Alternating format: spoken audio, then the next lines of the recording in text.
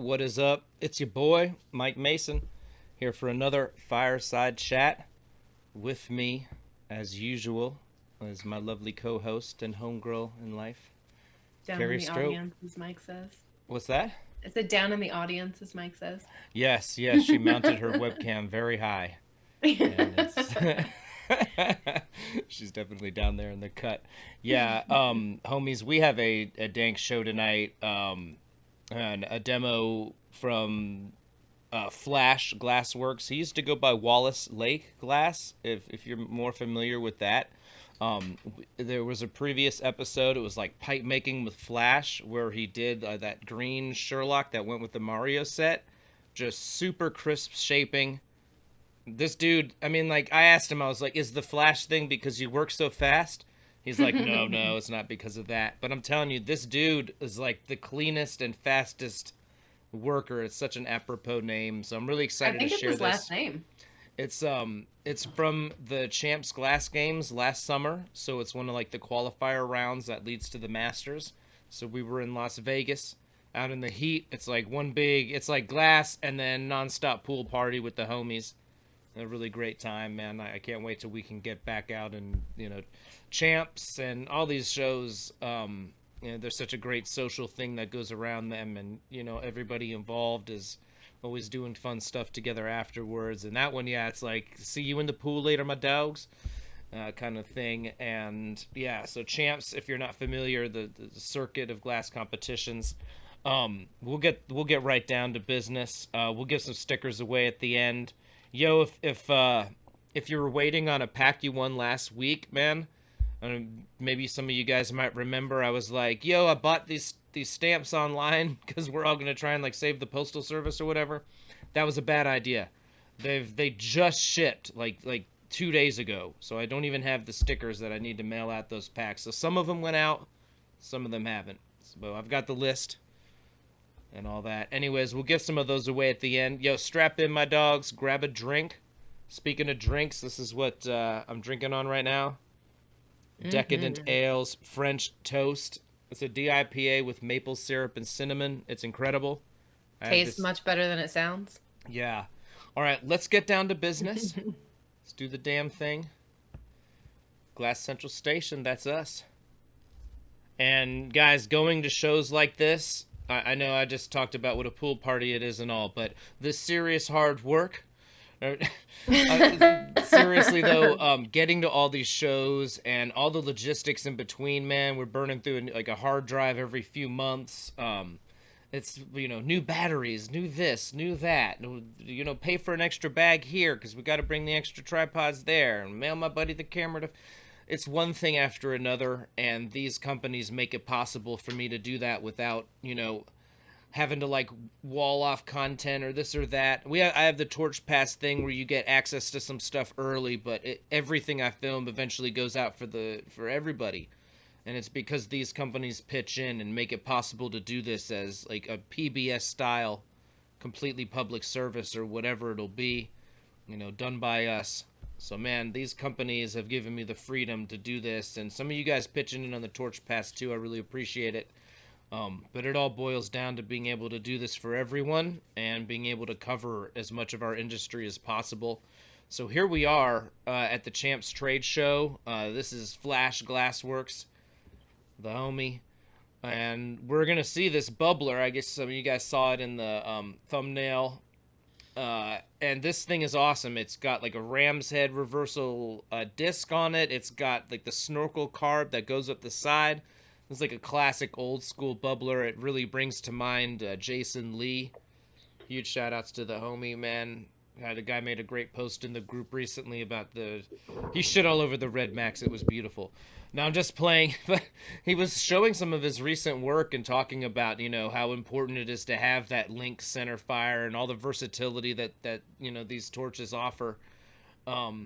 Seriously, guys, the Red Max thing is all a joke. For the money. It's a great thing.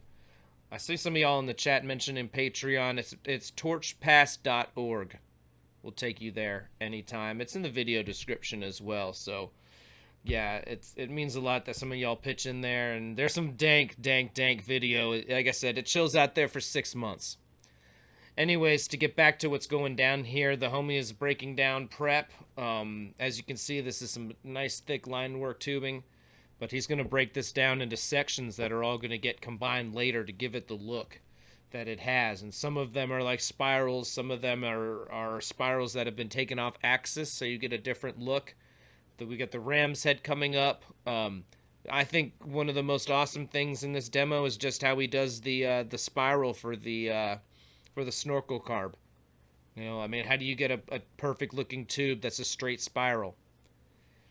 So a lot of that is going down now and getting these sections prepped up here, and this thing's like going to be like a buffet of line work for us to enjoy. And this part's clearly getting twisted.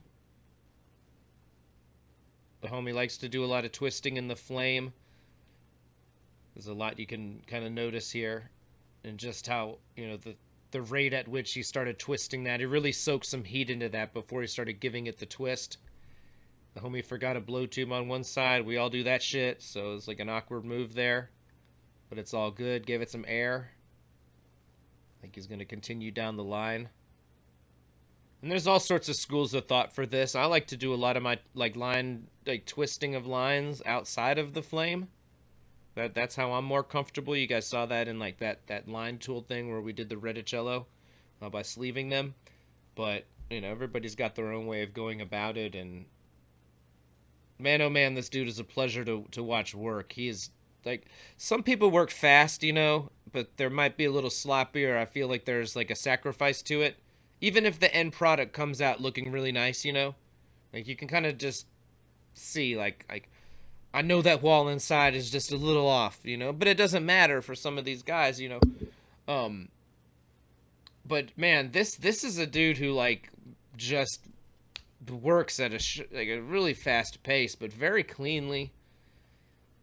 Well, it definitely gives him an advantage because this was a competition too. So yes, this was a 4-hour competition. If you're just joining us, I was mentioning earlier, strap in. This is like about 3 hours, just under 3 hours. And, you know, I had the option of, we could have split this up into 2 shows or whatever, but I just felt it would be best to go through it all at one go and then just enjoy a really amazing demo. And like I said, it was a 4-hour competition, and I've cut it down to like 2 hours and 54 minutes or whatever. And there's so much that we're about to see already. What we're seeing. What's that? Yeah. I was gonna say he's sporting that Mountain Glass West shirt early. Yeah, this was July of last year, right? Or was it June? Yeah, I think it was July. Yeah, so it's like they hadn't even opened yet for like another 6 months. I was like, dude, how did you get this? He was just like, they're my boys. And yeah, huge shout outs to the homie, man. I heard from him like an hour ago, and he he didn't see our message until just recently. Maybe he's gonna pop in the chat. Maybe we can get him in to help narrate. We'll see. But messages didn't get seen on time, unfortunately. So yeah, check my Instagram just to make sure he didn't get back to me. All right. Yeah, but regardless, huge shout outs, man. This is what we're about to see is really cool. It's every part is just really critical in terms of achieving a certain look. Yeah, it must be if you've only, edited like an hour out. He got a lot done this competition then. Yeah, and he works so fast. And here, you guys, if you saw, he drew out some of that tube and kept spiraling it up to match the pattern. And now he's letting that cook back. And he drew out a good bit, and I think that's going to allow him to have a nice termination. But it's not going to be all super thin at the tip or anything. He's going to have a nice thick section here that, you know, comes together right. But it was really just like a supersized termination, you know, on a smaller reversal. You kind of draw that end out as well, you know, and terminate it and bring it back. But it's so small that you don't really have to leave that much material. In this case, it looks like he drew out a little bit more. Still cut it down just the same way.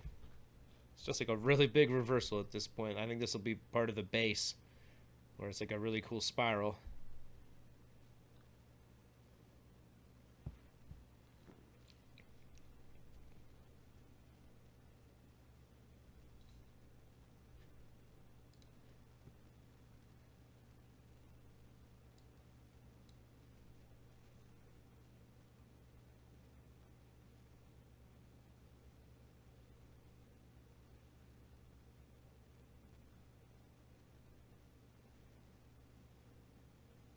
Go back in on that end, it looks like.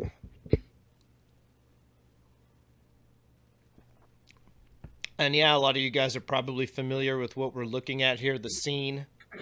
But this is Champs. There's two sides of this arena, essentially, that each have like 20 stations. And we're looking in on one side of it, essentially. And so in the middle, there's all the kilns. And then all the homies that you see in the background are helping make sure everybody's, has everything that they need. And like making sure nobody's cheating and shit. Everybody is really... They want it to be a good and fair experience for everyone. Everybody that you see in the background there, Mark, they're on the left, man. All these guys are super cool, and yeah, they're really... Right now, they're just chilling, but it's like every 5 minutes there's something else they've got to run off and check on and make sure everybody has everything that they need. And yeah, and they run around, or walk around with little signs and make sure everybody knows how much time is left. And yep. This is the qualifier event, so basically what's happening on our end is we're walking around looking for folks to film and trying to get more full-length demos this round versus the Masters, where we're trying to get a little bit of everybody. Yeah, exactly. Yeah, a show like this, the rounds are so short that, if I try to get something of everybody, it's... you end up with not enough of everyone to have a nice show like we're doing now. So, yeah, it really means a lot. Like, this is, like I said, the homies in the middle of a competition. Money's on the line. A spot in the Masters is on the line. This dude, man, he's not perturbed to have me there, but it doesn't make me appreciate it any less, And look at that. That spiral is just super crisp, and now he's... Yeah, getting that thing into the shape of the blank that he wants.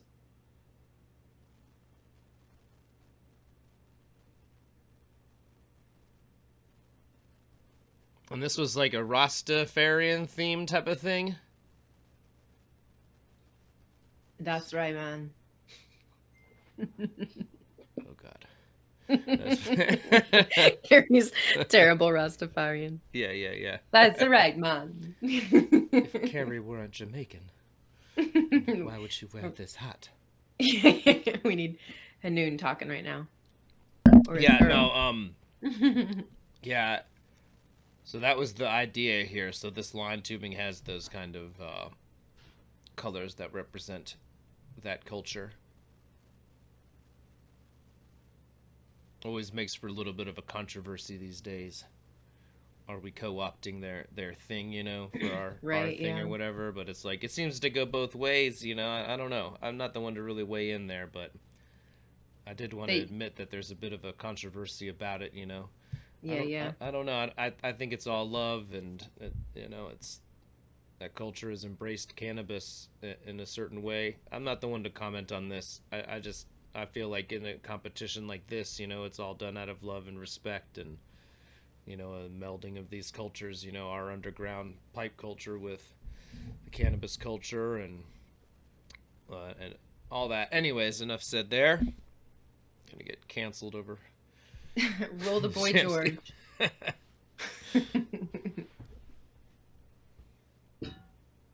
Get it? Karma Chameleon, red, gold, and green. Yeah. That was good. And there's a little trick for getting your blow tubes open. Just heats up that end and gives it that mash, and then later that'll come right off.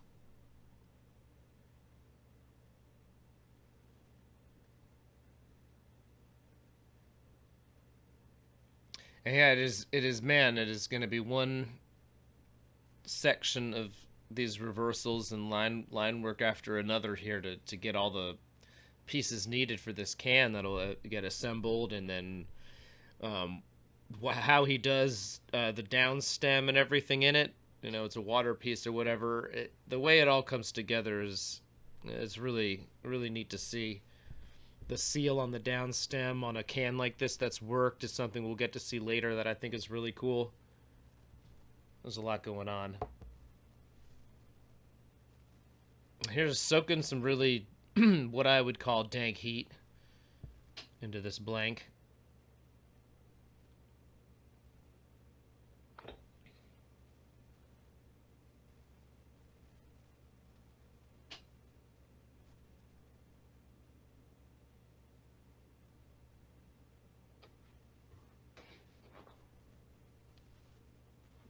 Popping a hole in that bad boy.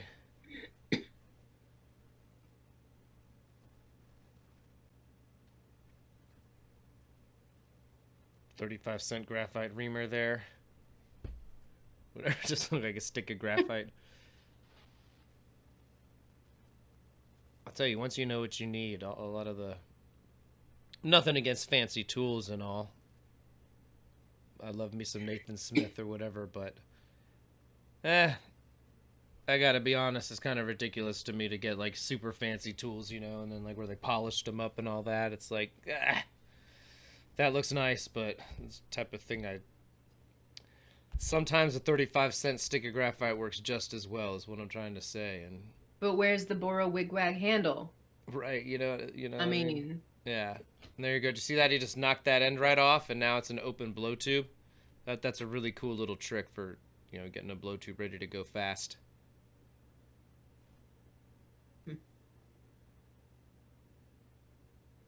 I like to do kind of like a version of that point trick, you know, where I get some of the end hot and fold it over, and then, you know, whack it with the end of a whatever tool, you know, so it makes a stress point, and then you hit it and it just knocks off. But what he does there, pushing that Maria, it kind of makes like makes a tack, like a bad seal on the inside.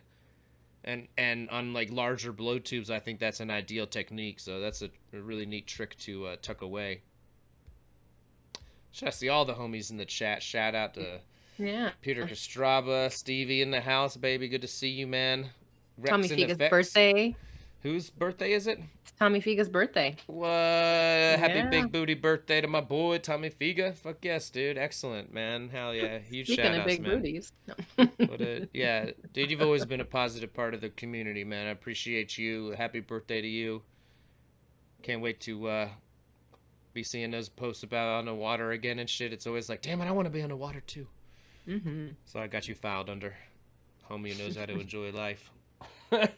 Anyways, happy birthday, dog. And yeah, man, here he is now that he's on this other blow tube. He's going to cook that end back in. It's a termination of its own or whatever. Well, this is so much of the game. Back in the day, man, homies would just be sitting there for 8 hours straight doing nothing but making one of these balls after another. Them golden nuggets. All over the prep rack.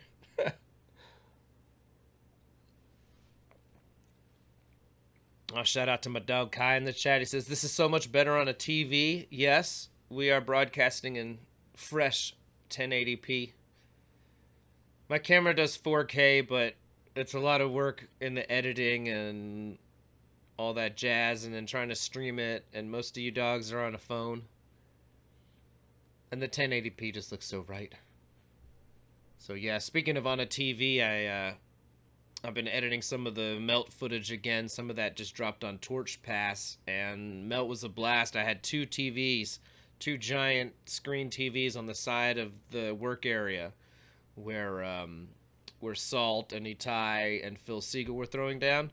So everybody who sat down in the audience kind of got the same view that you guys get to watch during these shows. They were getting to watch that live on two giant-ass televisions. And... yeah, it's something I'd wanted to do the year before, but like the projector and all that stuff, there was bad weather when we were setting up the year before, and it just didn't happen. But anyways, 2019, man, we had that fucking stage cranking with big TVs for everybody to really see. I don't know, I enjoyed getting to do that, and you know, we're recording as well, so a lot of that footage is starting to come out. Some of it's been on Torch Pass for a while. Yeah, that was a great setup. Thank you. I'm pretty proud of that. It's God, I hope Melt happens this year. I don't know. I have a feeling everything is going to be fucked up till 2021. It is what it is.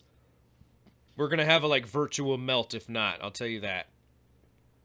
So, and I got to say, guys, I'm not like Cowboy or whatever. I don't really do much reversal work. So if you have questions about what the homie's doing right now, by all means ask. Otherwise, I'm not going to, you know, like...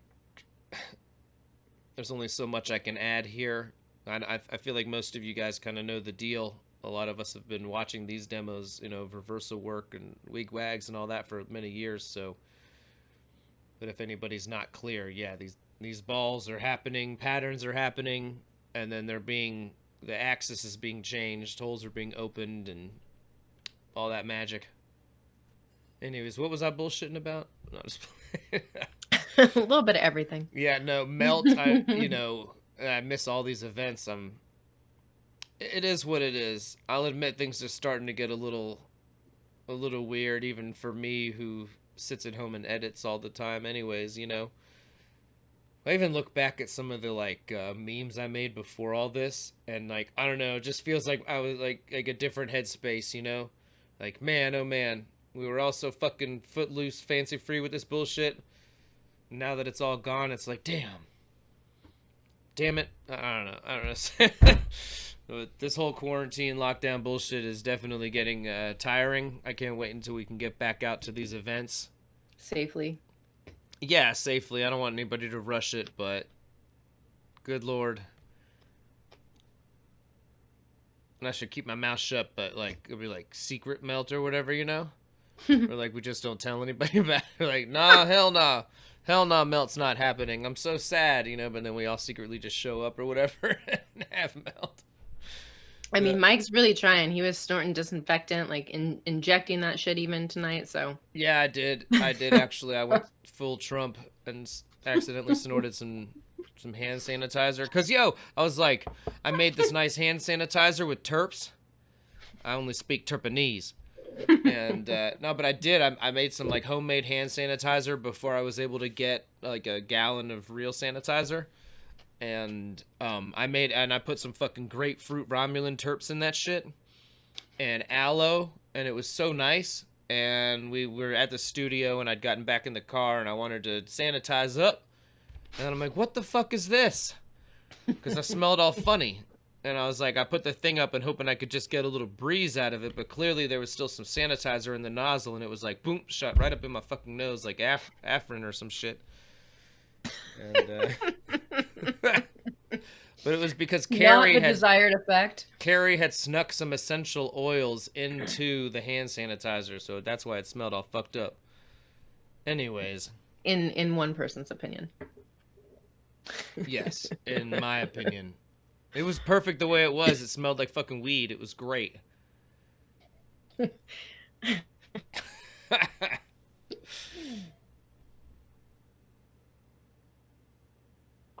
This is pretty, by the way. What's that? What he's working on there with and as you guys can see now all those spirals, instead of going straight down the tube, now they're all going off on on a different axis. It's been straight flipped it and reversed it, and that's just the game here. And he didn't even bother to cook that nipple down there. He's just gonna let it work its way back to a sphere without even dealing with that. Gotta know when it's necessary to do some shit. I would have been all obsessive on that other side first and such, but he's gonna probably condense it back here down, and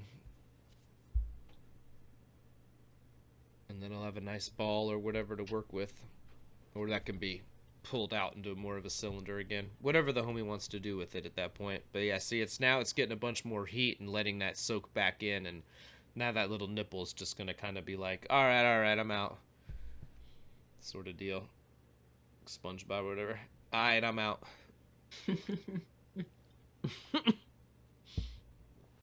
Audience is dancing to your Missy Elliott now. Yeah. I was in Virginia, and I did my senior year of high school there in Norfolk, and she's from that Hampton Roads area. I met her once, very briefly, but everybody's got a Missy Elliott story in general. I don't have any cool one, but where'd you meet her? Liquor store? No, man. Nothing like that outside of an event. Oh, okay. Anyway, she's a bit of a hometown hero for everybody in that area. Her and Pharrell Williams, Hampton Roads superstars. Put your hands together if you're happy. Is that it? Missy Elliott's the shit. Really, one of these artists. She writes for other artists. There's a lot of these artists, there's a lot more to their work than is even on the surface level. She's one of those people, you know, who's involved in a lot more than just her own work.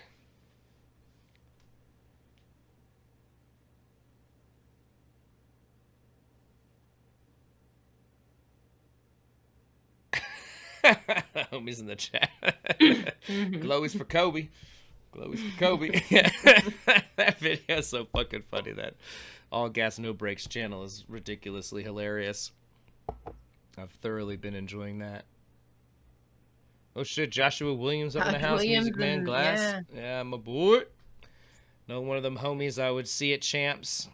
He can tell you guys about what, you know, all that stuff I was mentioning, you know, the summer champs, the pool party, and, you know, we all get together, and it was a really good vibe. I can't encourage you guys enough. I know it's intimidating at first. I'm not saying anybody, like, in their very first year needs to do it, but after that, like, if there's a champs event coming around, come on out, you know, like... You never know what might happen, you know, like some of these are like collaborative ones and all that. You could get linked up with the right person and your styles mesh, and you know, or you'll just have a good time and meet a lot of great glass artists and people involved in the industry. Like I said, I can't encourage homies enough to consider competing in a champs event. It really is a great time.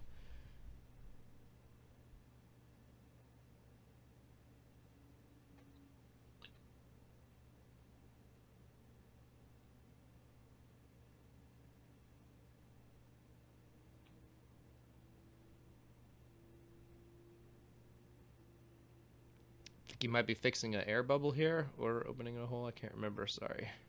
Okay.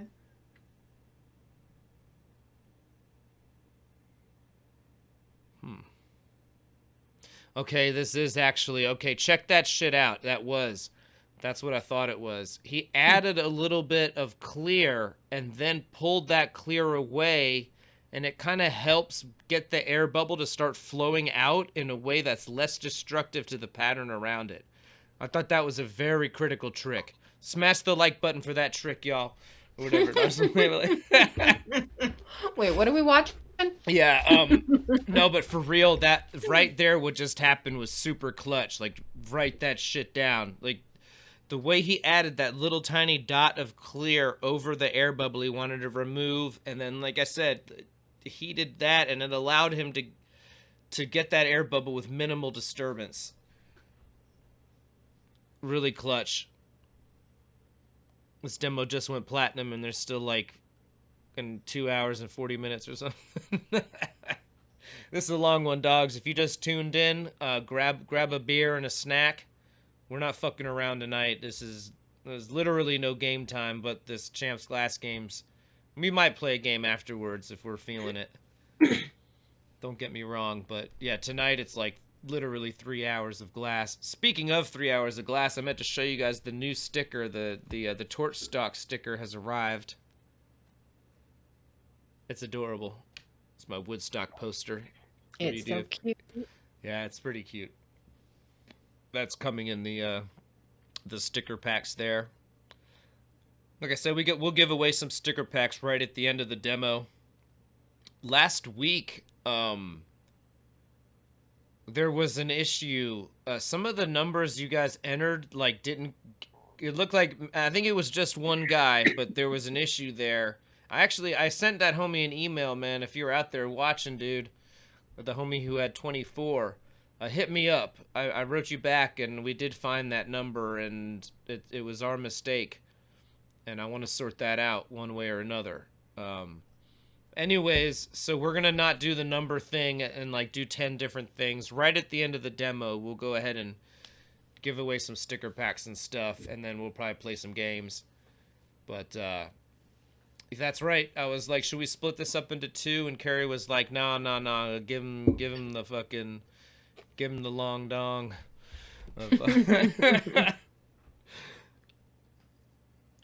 Yeah, Ed, the homie in the chat asks, was Champs trying a Chicago event? There was, and I think there already had been one, maybe? I can't remember, but this year was going to be like a live flame working thing there in Chicago, and I was looking forward to that, but the Rona has fucked that all up, so we'll see Did what they happens. did they announce that July's not happening because the hospital's been turned, or the Mm-hmm. convention center's been turned into a hospital? Yeah, what we're looking at right now is now like a fucking morgue or some shit. I don't know what it's not pretty. That this thing is going to be like an extra, like an overflow hospital essentially, because they somehow, I think deep down they know that they're shit's going to get fucked up there in Vegas because there's going to be so many people Especially if the coming. You know? mayor's offering them up as a, Yeah, yeah, they've been we'll offered be up your as a control group. control group. Yeah, not to get into Leave in that, my but house, that but shit. everybody else can. Anyways, homies, by the way, we saw, if you noticed, he opened up those holes to the same size and then did a pretty hot seal. And I think he's really taking his time here, and as he heats them up and brings that diameter of that seal area out. And he was really looking at the pattern, making sure it was staying, aligned as he had heated that area.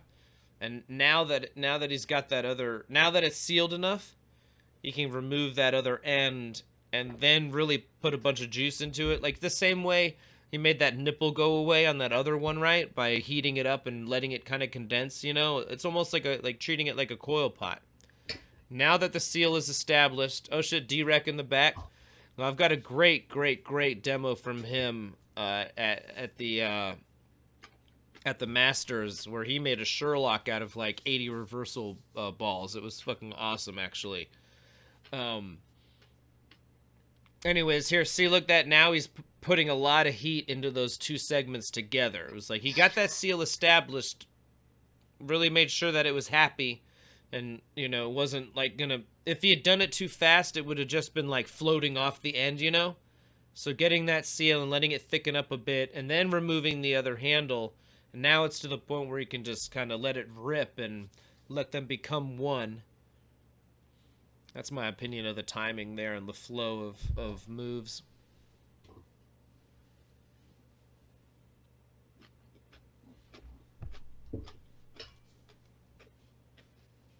But yeah, man, champs. Whew. I miss it. I miss Vegas. We were supposed to be back there for the Beat Expo already, and now we'd be kind of looking ahead to the... I would have been off to fucking Atlantic City champs here shortly, is what it is. And then Summer Champs. Yeah, I'm looking at my calendar and there are flights you've already missed. Yep. Quite a few. I've got a ridiculous amount of Southwest credit.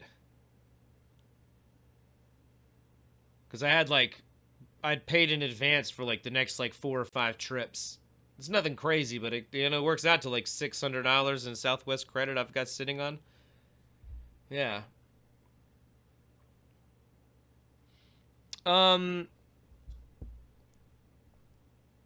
Let's see. SED, I think your pack is in the mail, baby. You're good. I got you. You and Caleb both, your packs went out. It was the people who won just sticker packs that like only 2 of those went out. Then there was like 4 other people who were waiting. Because I was mentioning earlier, if you joined us late, I ordered these sticker or the stamps online. It was like there was like some movement one day a couple of weeks ago. They were like, "Yo, everybody buy some stamps so we can save the post office." I was like, "Okay, I'll bite. I need stamps." But then they took weeks to send them. I guess too many people ordered it once. Oh shit, is that Kyle in the background there? Maddie White's son.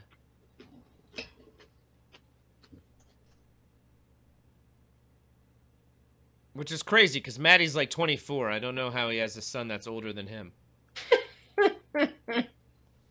Maddie's a rough 24. Maddie, he is, but like, he makes me feel 24, I'll tell you that.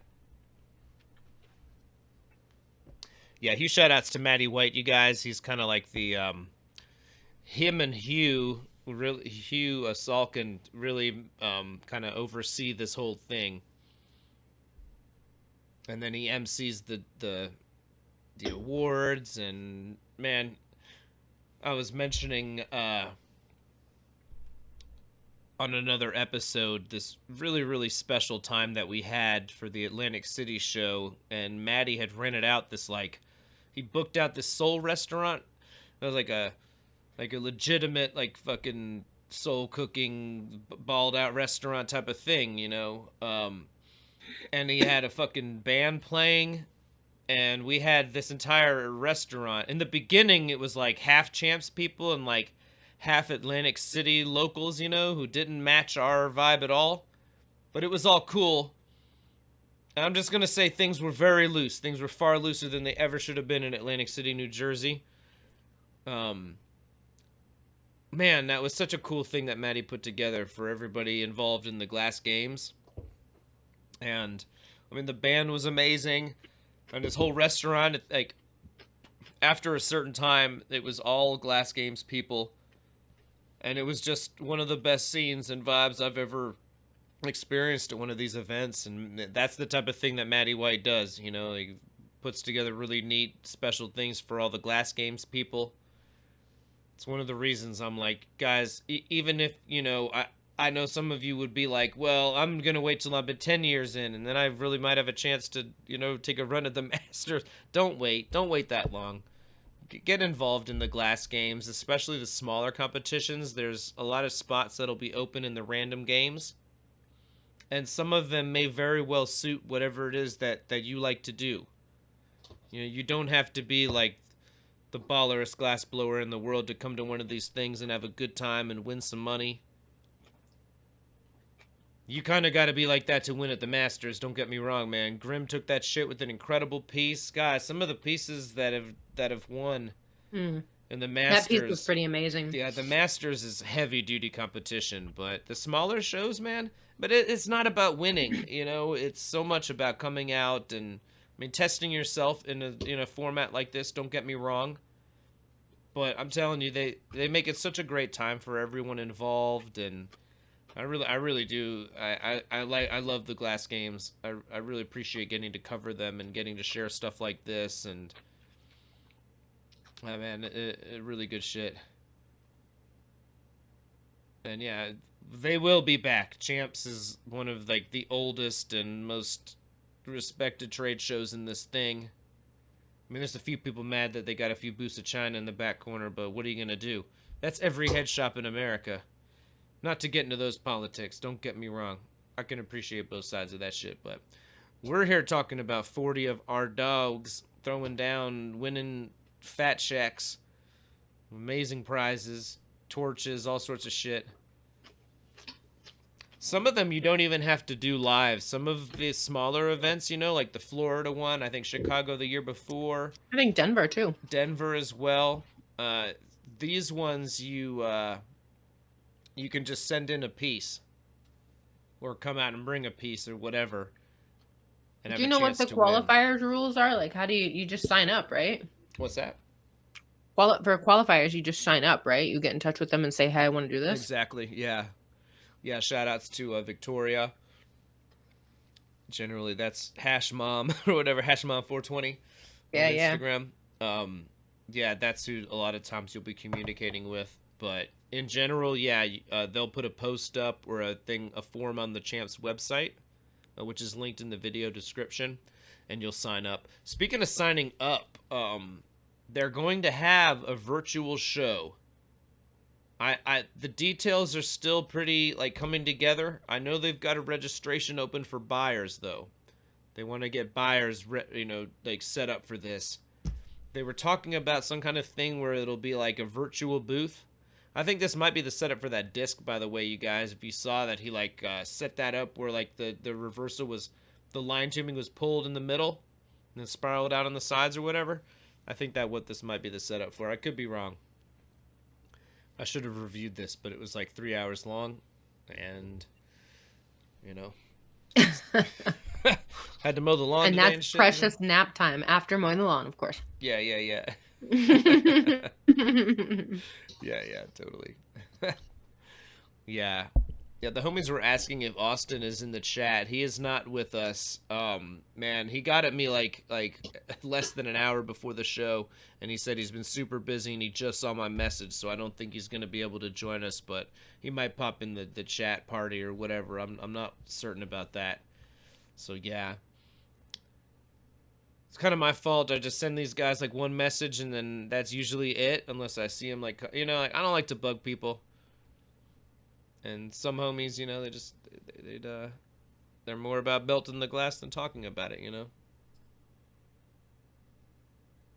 Anyways, yeah, this really it is just one style of reversal and way of manipulating this line tubing after another here. It's all going to come together into an amazing piece, in the next hour or two.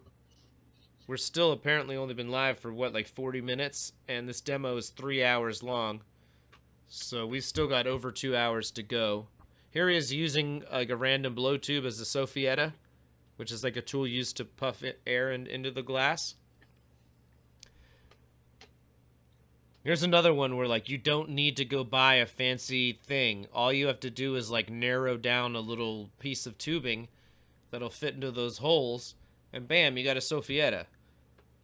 I'm not saying that like it's not nice to have the nice graphite one or whatever and all that, but you improvise with what you have. Maybe you didn't realize that you wanted to bring your entire shop with you. Yeah, it is simply not necessary, especially if you're on a budget getting started. Tools are one of those things where in the beginning you can get away with using some super cheap graphite rods and like that little reamer that I like on eBay. It's like $5 shipped. It's stuff like that, man, with a little bit of wax that'll open 90% of your holes big enough to do everything. That'll open your holes big enough to see everything you're doing here tonight, except for like there's like a big seal on the can to the downstem and like the bowl piece, and that's a sweet part of this demo, you guys. There's so much cool shit coming up. This is tight. We're gonna be here for a while. Still in the first beer. There's still time to lose it all. Not just playing. This is one of those long demos. Yeah, this is no joke. And we thought about splitting it up into two, but man, I'm more than happy to have a 3-hour long party with my homies. So that's kind of the theory there. I wanted to have fun with you guys and enjoy this. We have plenty of footage. Don't worry about that shit. Seriously, there is a lot of glass to be watched. As long as like COVID-20 doesn't come along, like we're in a good spot to keep this party going. Oh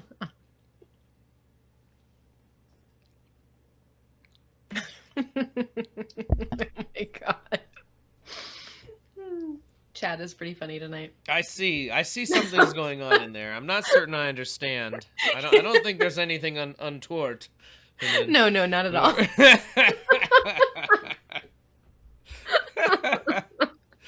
Yeah.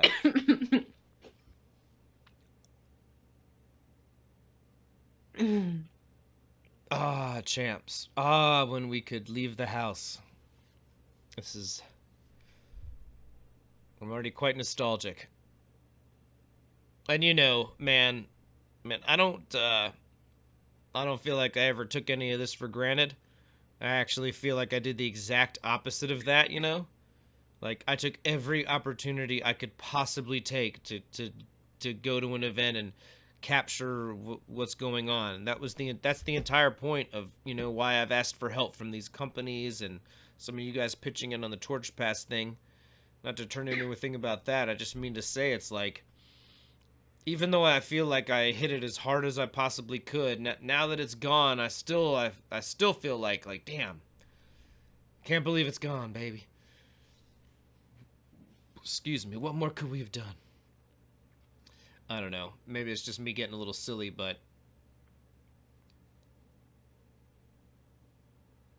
somebody said their house is dry. What do you mean? There's no alcohol delivery where they are. There's no alcohol delivery? Damn. What?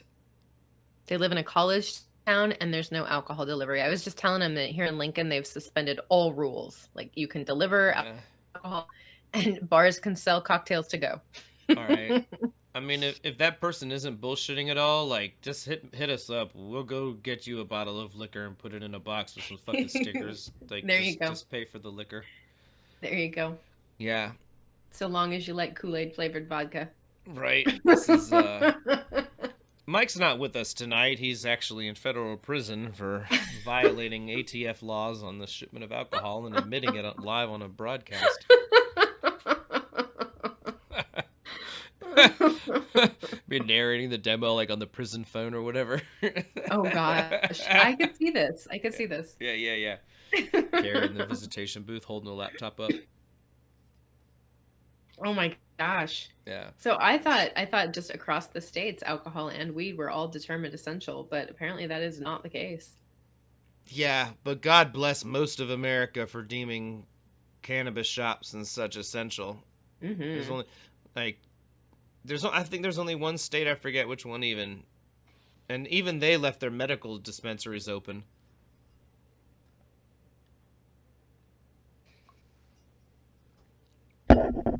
Yeah, we will let no viewer of Torch Talk go unliquored.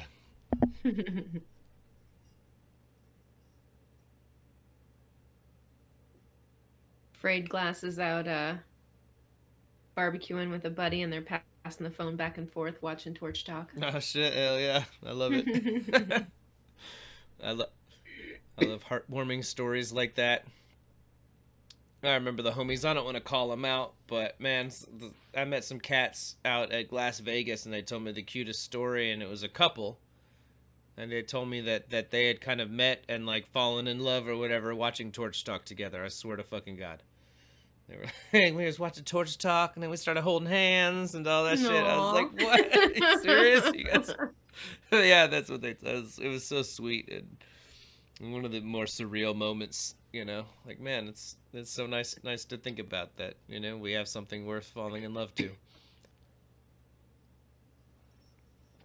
So sweet. So yeah, more sections are coming together here, you guys. And yeah, again, it's like getting it sealed to the point at which a handle can be removed, and then it can kind of be a little bit more loosely condensed back. I think that's so much of what we're seeing here repeatedly, you know, is getting that thing on there, and then to the point where you can do just what's happening here, which is really soaking some super dank heat into it. And, you know, it's like there's something to be said for the one hand on, you know. As much as I encourage everybody to get as good as you can, as fast as you can at manipulating glass with two hands, because there's a lot of moves where that's essential. But in stuff like this, if once you can get that handle off, I think it's a lot easier to do it in this kind of offhand way, because you kind of just got to deal with one axis and keep it straight, you know, and let it kind of just get hot enough for that glass to start condensing, you know, and then give it a little air and repeat. And like I said, it's a lot like a coil pot, you know. Frayed Glass says, do Torch Talk multiple days a week during the pandemic. Yeah, you know, I really can't go like full Dustin here. Whatever. Dustin Revere, man, the homie's been going live like every fucking day.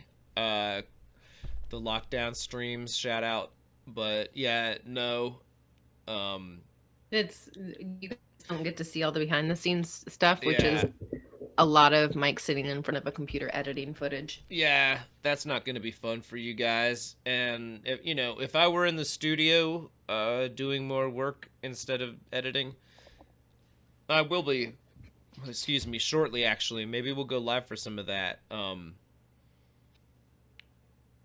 But yeah, mostly I'm sitting at home editing footage and getting the footage prepared for Torch Pass and for the next week's show. And I like to do these things right now. I don't want you guys to have to see even a second of random stuff these days, you know.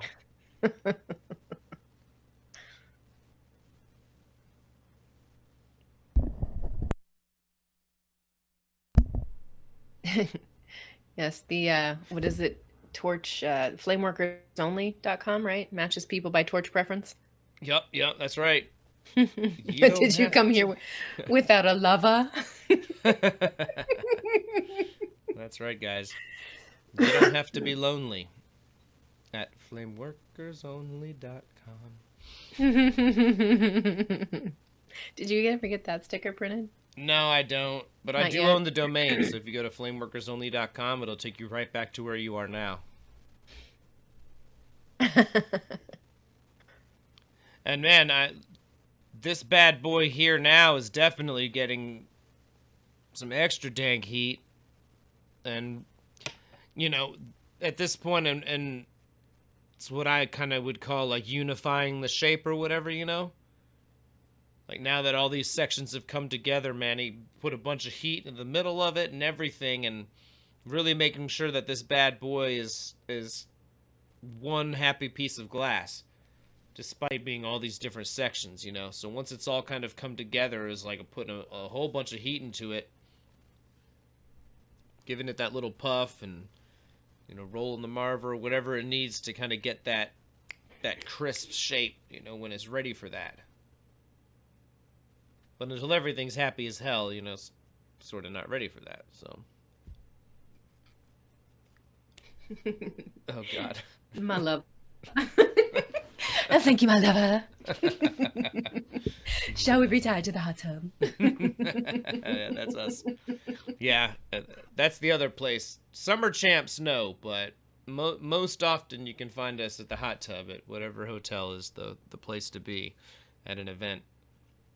Because we do kind of break our backs, you know, in hours and hours and hours and hours, and then it's like, fuck that, I'm not ready for dinner until we have soaked in a hot tub.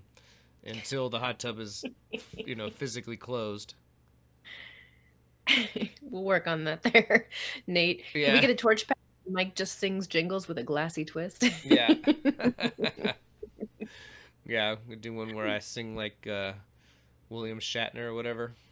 You guys, I get this all the time. I should just start recording, huh? It's true. It's true. It's mostly about cats and stuff like that, you know. Yeah.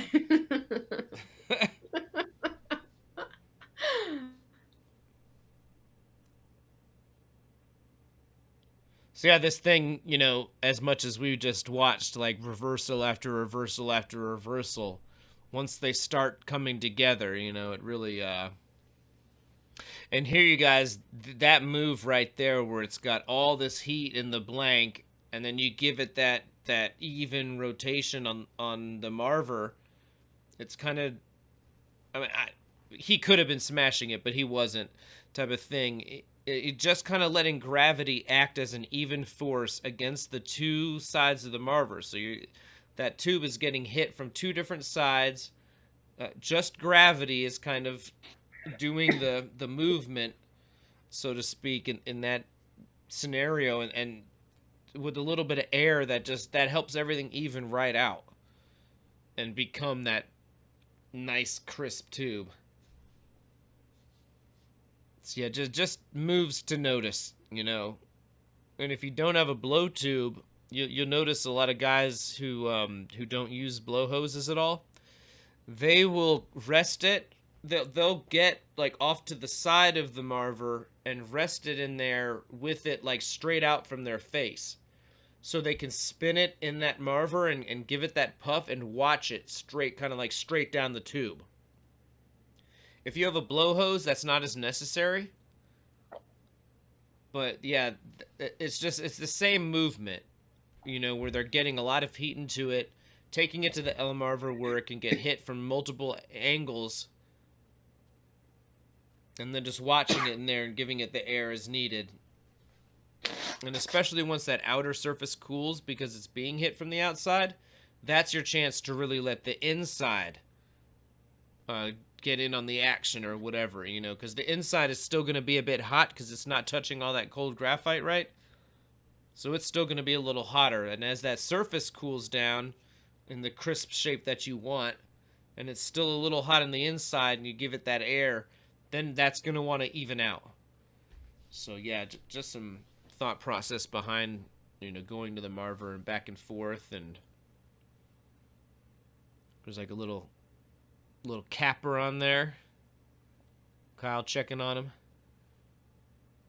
making sure there's no cheating going on. They're strict, man. I'm telling you, I'm only half kidding. Hinun, the rules Hinun asked in the chat, does anyone know the rules at Champs? Each event, like, and thing has its rules. They're generally going to be, like, posted where you sign up.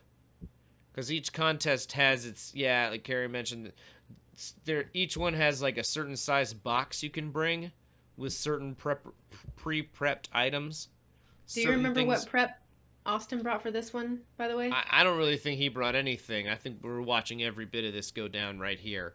Okay. I think was he brought earlier. I think he brought the line tubing though. You know what I mean? So that was acceptable because it was just line tubing. So he didn't have to like sit here and do a vac stack first, right?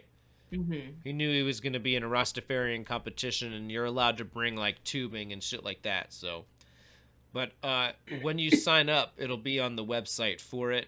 You know, and if there's any questions, you can ask like Victoria or whoever happens to be coordinating that game. And there was a smaller little reversal, like I said, just got a little capper there. But very much the same thing, got it sealed on there. Looks like he's wiping some extra glass off the edge there. Looked like maybe it popped open a little thinner than he wanted, you know? So just clean that up and get any loose glass on there. But yeah, the rules are no joke. You need to know the rules, and there's not really fucking around. Like, don't be trying to sneak in extra time. You know, any of that stuff, man. Like, they'll disqualify you for that shit. Mm-hmm. I've seen it happen. I've seen it happen to the sweetest of dudes who there was no way they tried to cheat, you know, but they messed up, misunderstood something. And then the judges had to do what they had to do, you know, because it wouldn't have been fair if they had taken money out of somebody's pocket who did follow the rules. $10,000 is one of the grand prize, right? I think the Masters was like $10,000. Yeah. So yeah, there's not more. Yeah. There's rules. They're enforced. Yeah, there's a lot of money on the line. Nobody's fucking around. So I'm only half kidding, you know. Like these guys are really watching and making sure that everybody's, you know, playing fair, doing it right.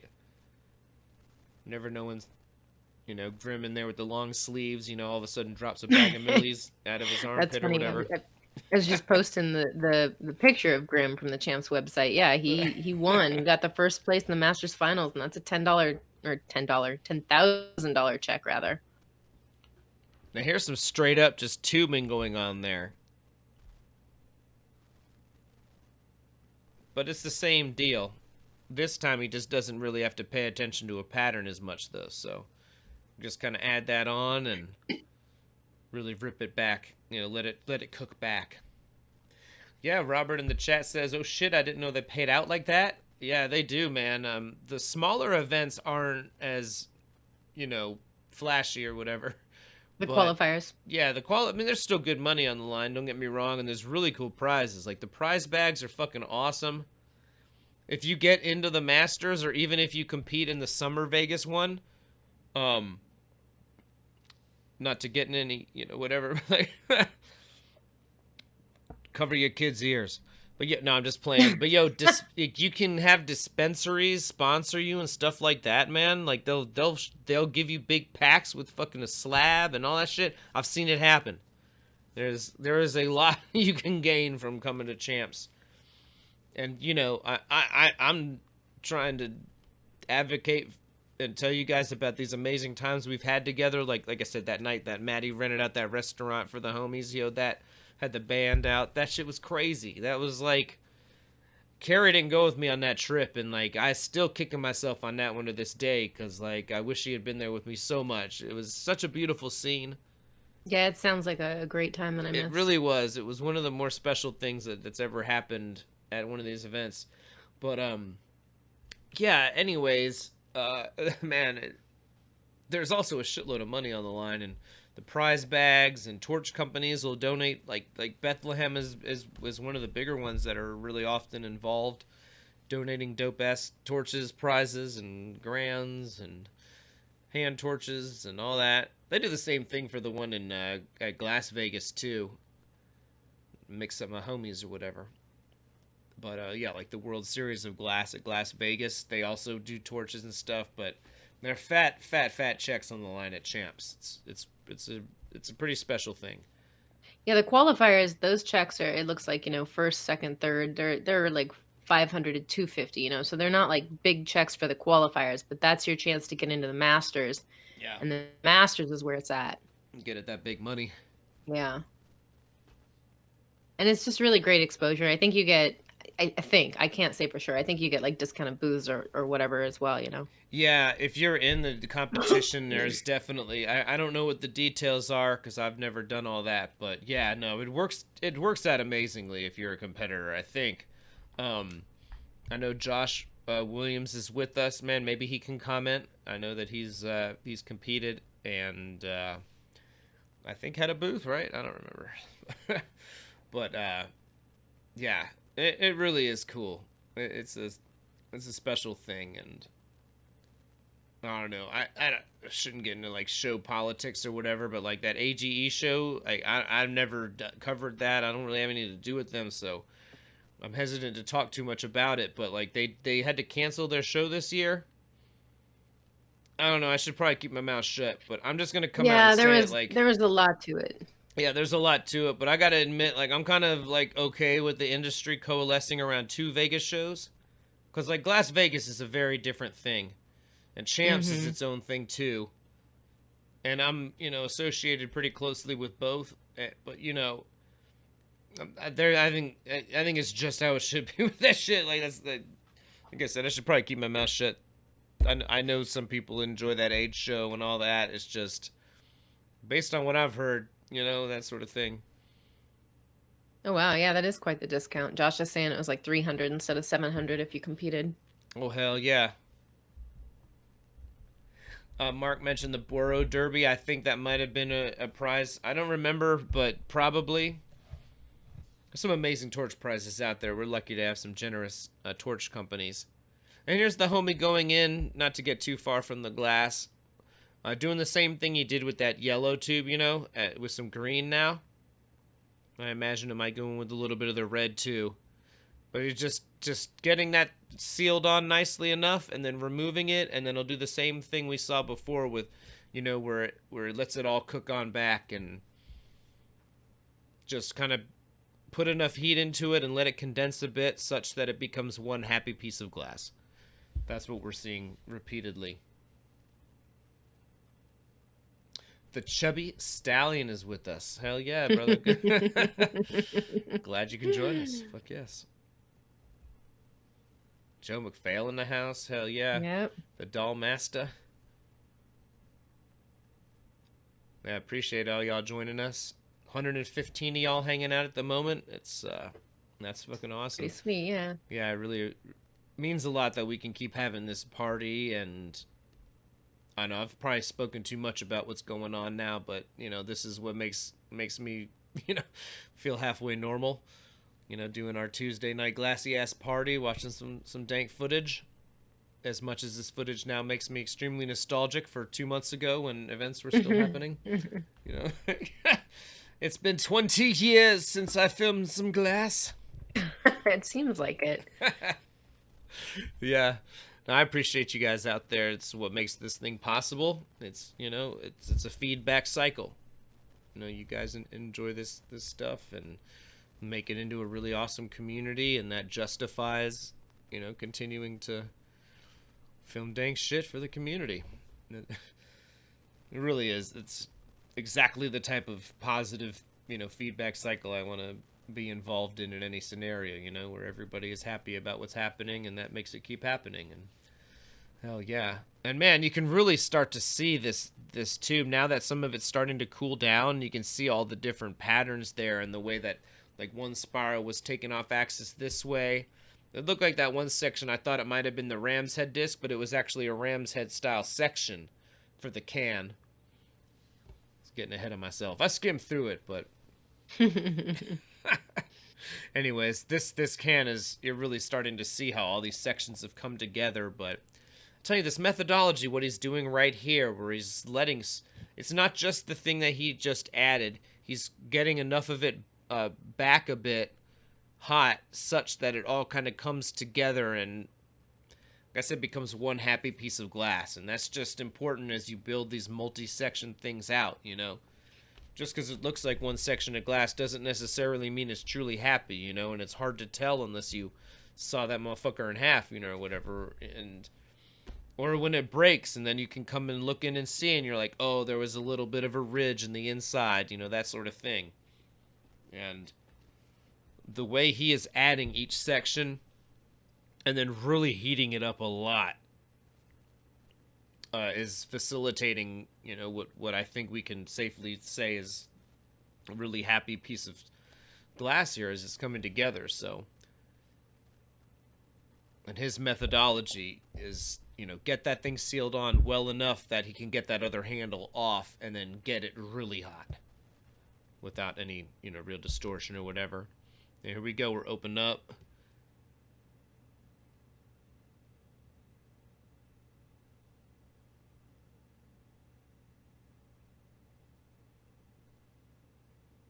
Got the big reamer out. Looks like a big seal's about to happen here. Okay, there's that reversaled out section from the very beginning that we saw. That was like one of the first things that happened. And they're about to get real friendly. That is not social distancing. Whatever. Really, that's a big seal.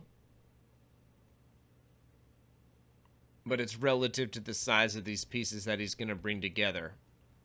And I think we're going to see a lot of the same thing here. He's going to get that seal made in a very controlled fashion. Kind of let him start to cook together.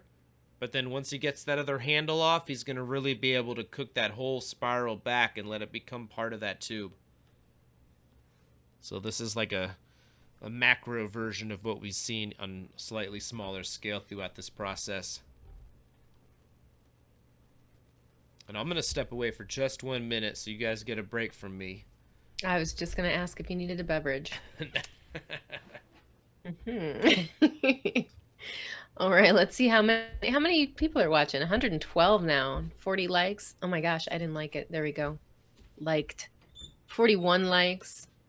And just to be clear, I know a lot of people, well, I don't know, a lot of people. I feel like some people are watching this thinking Mike is the guy that's blowing glass here, but this is at the Champs Summer Qualifiers event in Vegas last July. This is Austin Flash Glass, and he is working on his Rastafari challenge piece. So at the Champs Glass Games, the qualifiers, there are several different categories that you can enter to be in, and then you basically get creative based on that prompt, that creative prompt.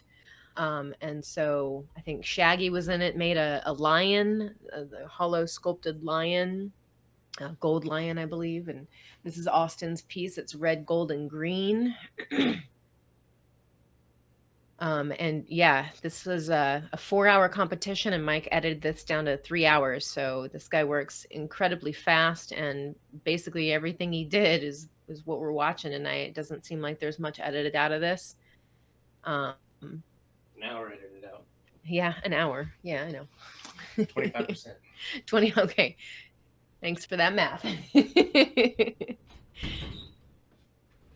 And yeah, so we appreciate Mike for editing this down and capturing this, and Austin for letting us share this.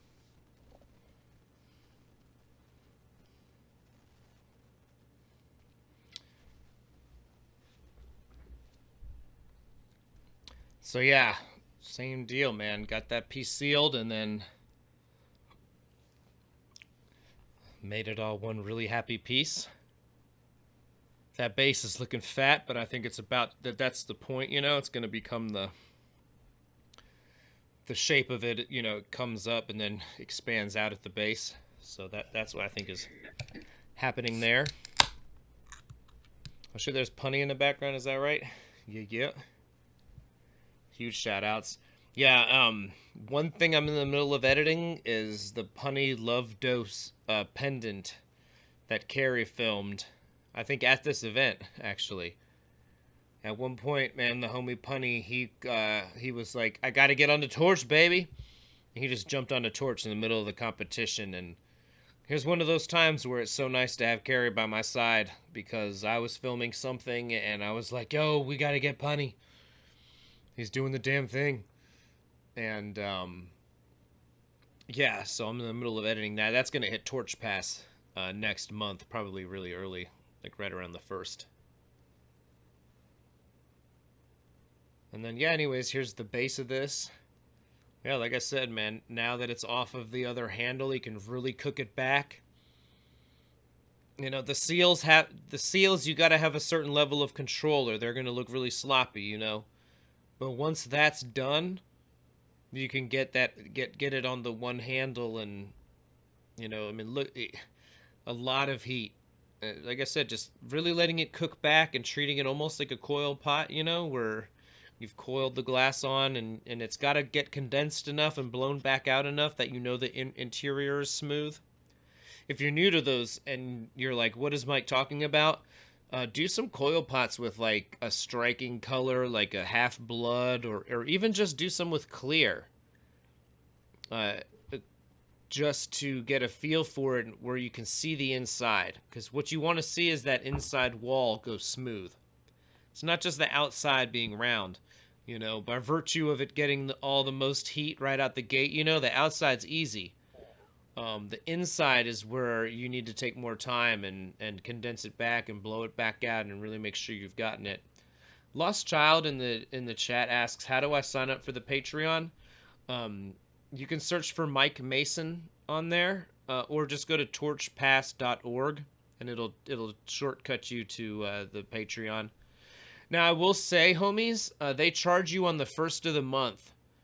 So not that I want to take any money out of my pocket, but you might want to wait a few days to sign up because if you sign up tonight, they'll charge you again on the first. Just be aware.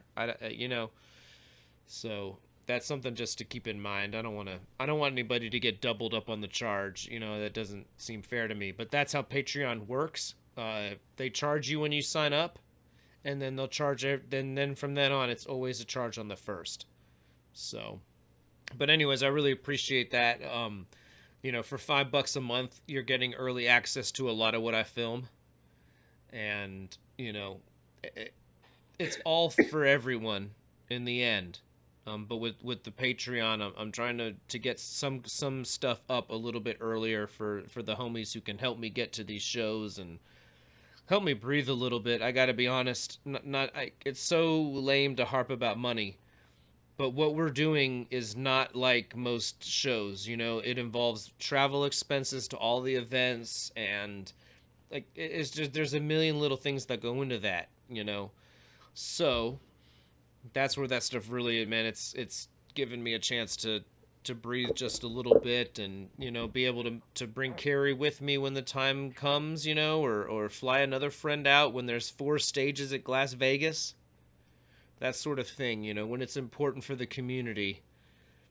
You guys have made it possible, and then, you know, I'm not trying to be like, I don't know, it's just, this is one of those reasons we've been doing this. Like nobody wanted to be like fucking, like the Doomsday or whatever sayer, but like, there was always a possibility that something would happen, you know, and it's just a great thing that that I've been out there like a madman for years, to the point that we're gonna get to keep having this party every week and keep putting a positive light on our industry. Homie in the chat just asked, does content get deleted on Torch Pass? No, it stays up there.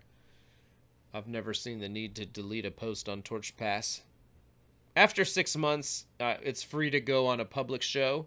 Sometimes some of them sit there a lot longer because it's hard for me to line the artist up, but in any event, you get the idea. Man, the homie is really just putting a lot of heat into that base there, letting it kind of condense. You can see he's almost even pushing it together a little bit. But that has really become like one super happy fat bottom tube there, whatever. But I think it's that transition between there he's wanting to hit now. I think at this point it's all so happy that he's just getting he's really starting to actually shape it out a little bit more specifically now that it's all cooked together.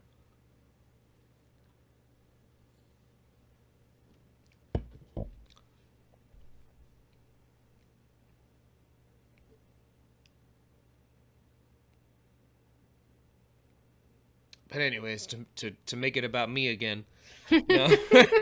But seriously, man, I need to honor and acknowledge that, those of you guys who have been pitching in, that made the difference. That took it from, covering a lot of fun shows and this and that, and I was able to justify it in the beginning.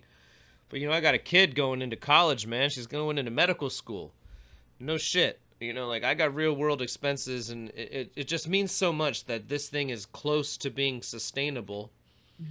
And the sponsors and the Torch Pass thing is what made it possible for me to justify doing so much more.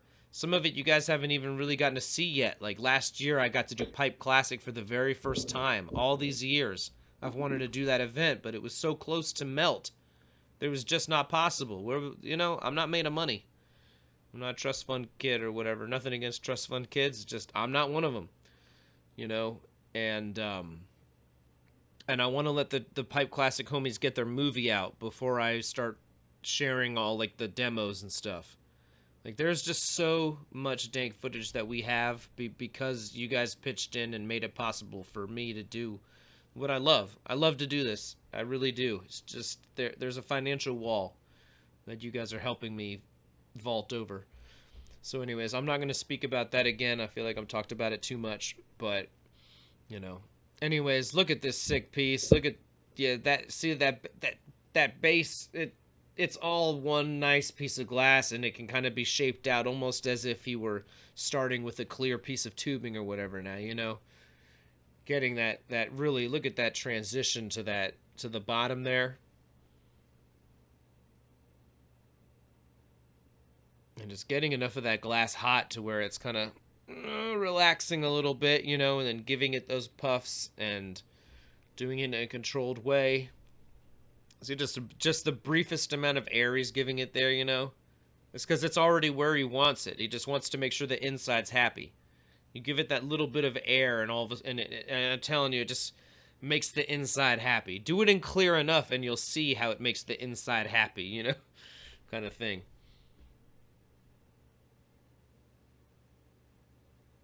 Thanks to everybody for the kind words about Carrie's fence.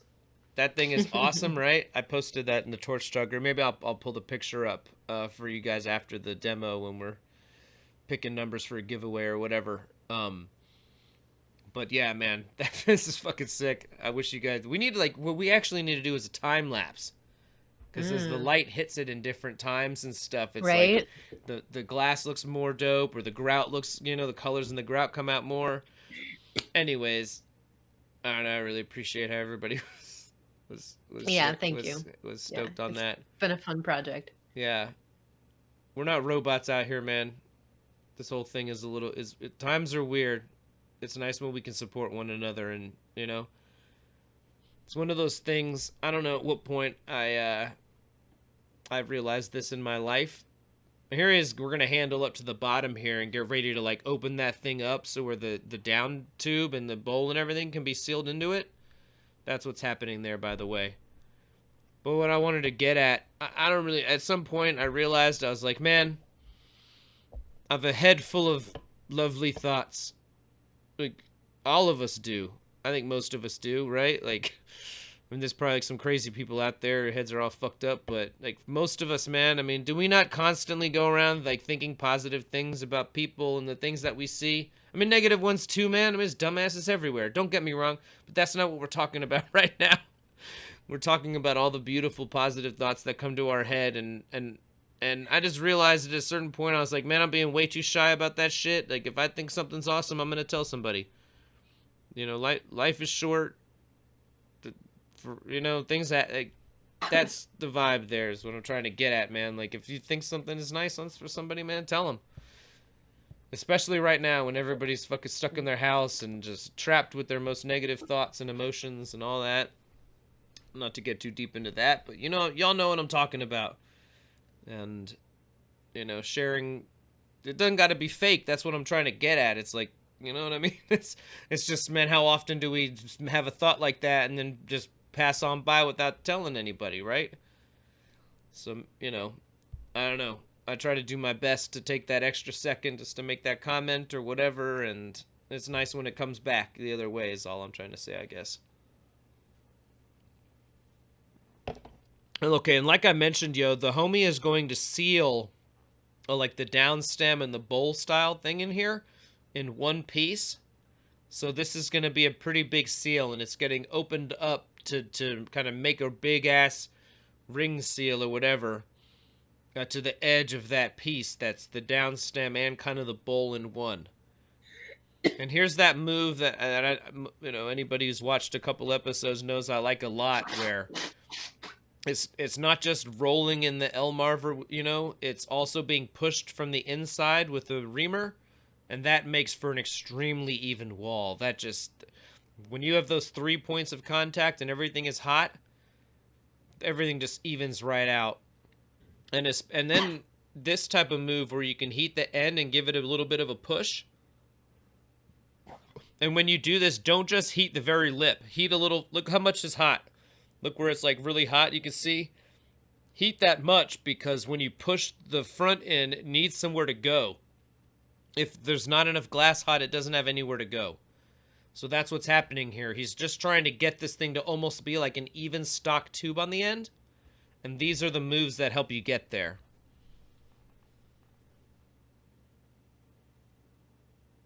Yeah, when you give it that push, it just compresses whatever is uneven on that end, distributes it back into that section you heated, and then if you give it another roll in the marver and hit it with the reamer from the inside, then that glass gets redistributed out along the circumference. And all of a sudden, when you practice this, it doesn't take long. You can clean up your scrap blow tubes this way, all sorts of moves, and you'll see it just instantly makes for a very even tube that's almost like a stock tube end. And that makes for a really good seal. That's an easy way to seal too.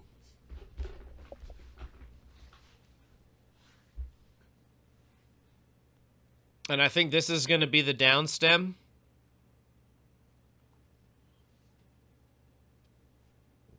So he's heating a section and pulling it down, and he wants that to pull a little bit more as like that diameter of the tube that's already set, right?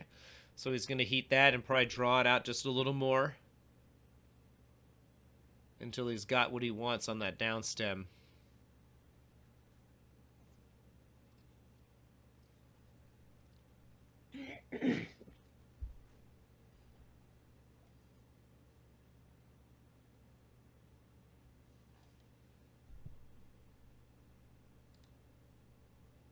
Yeah, Nordax Glass asks, is this the downstem? I believe this is the downstem, yes. But it's going to be like the downstem and the bowl in one piece.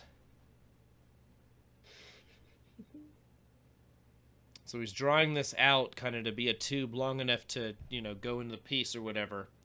But then there's going to be some glass on the end that gets reamed out or whatever to form the bowl. And then that'll get sealed in. And Lee says, Torch Talk helps a lot when I'm on the torch. I can just hear Mike's voice in my head giving tips, and it really cleans up my work. Aw, I'm sorry you have to hear that, but no, I'm just kidding, man. It's like, welcome to my world, me. That's what it is, man. I got that same voice in my head being like, don't do this, don't do that, build up heat. She's kind of annoying, but no, I'm just playing. All this stuff that I'm sharing, you guys, I don't talk about it much, but man, I spent the first few years, I've been on the torch since 2013, and I traveled the country learning with some of the best alive, and it's Robert Mickelson, Roger Paramore, Kiva Ford, Lauren Stump, Mattis Cookie. These guys form the core of my understanding of how glass moves. And I have a lot of other teachers, Mike Ganan, it goes on and on. Germ's another one, we mentioned him a bit tonight. I literally I was addicted to classes, and I traveled the country, and that's what informs all of this dialogue. And that same voice in my head is doing the same fucking thing the whole time, And I find that if I'm recording something for a demo, or if I have an audience, like that voice is running in my, I'm like commentating to myself, you know, and it actually helps me think about what I'm doing in a more constructive way, and really does help me kind of focus on the moment. So yeah, well, like I said, welcome to my world. Mike's got a nice bedtime voice. Read you your bedtime stories about glass. Yeah.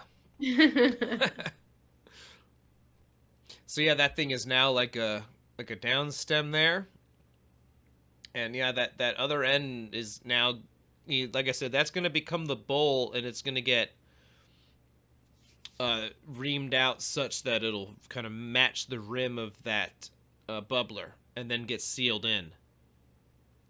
A really clutch move here, actually. Yeah, me in the chat says, I was reading contemporary lampworking, and the first paragraph was talking about heat base, and I was like, oh my god, it's talking about dank heat. And that is, dank heat is very much talking about heat base and establishing core heat, but it's also a synthesis of the concept of which is build up heat. And that's something I learned from Boyd Suguki, like via Mataskookie. And it's about how you get to that heat base. So as much as I'm not, I don't know, I do want to kind of take credit for like a specific term. It's not like I needed to invent a term for this, but it's a synthesis of those two concepts. It's about not just having a heat base, but it's how did you get to the heat base? And does your heat base match your heat exterior? That's what's going to make for the most efficient shaping and everything you want to do to the glass.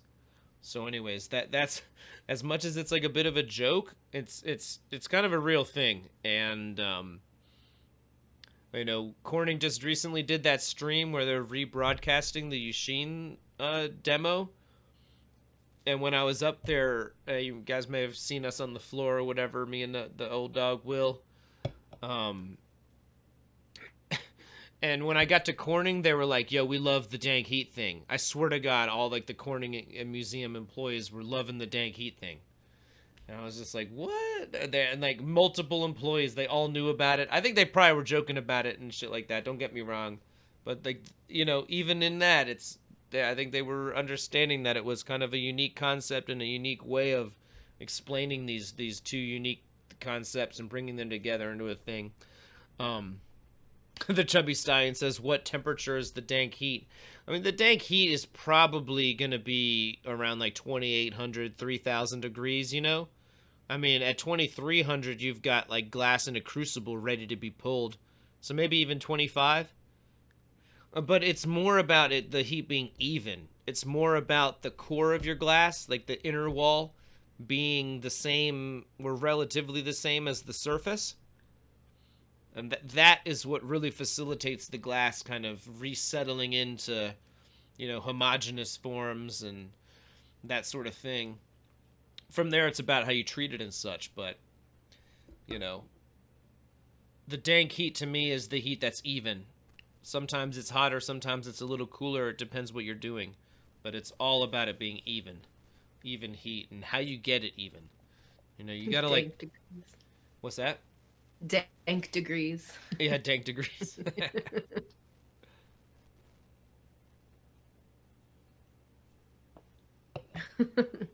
Describing you as Bob Ross too. A little dank heat here, a happy little heat base there. Yeah, I'll take it. I'll take what I can get. Yeah.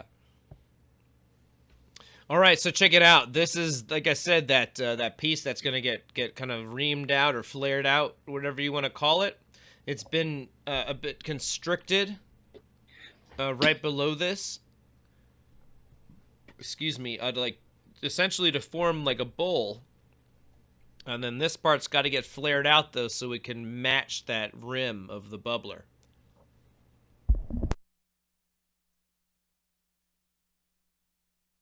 Since Mike's taking a little break and we're talking HBO in chat, I just have to point out that this is Austin Flash, who is also a HBO fan. Hell yeah. Yeah. So yeah, that rim's really got to get flared out. Otherwise, it's gonna if you think about the interior angle, it's got to have a good bit of space there in order to make that seal without touching on like where the bowl tapers in, if that makes sense. So I think that's why he was really getting that edge just a little bit more worked out to the sides.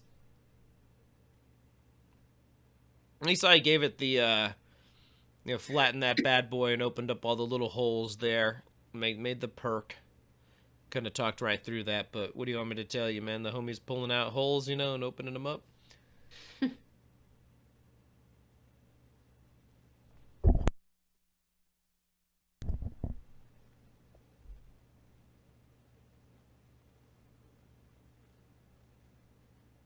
It's funny that this right here really never gets seen, but it's all worked and pretty, and like. Mm-hmm. But we know it's there now. Derek popped into chat. Derek Oh Weaver. shit, Derek, Big Papa, my boy. Yep, Papa D. Good to see you, homie.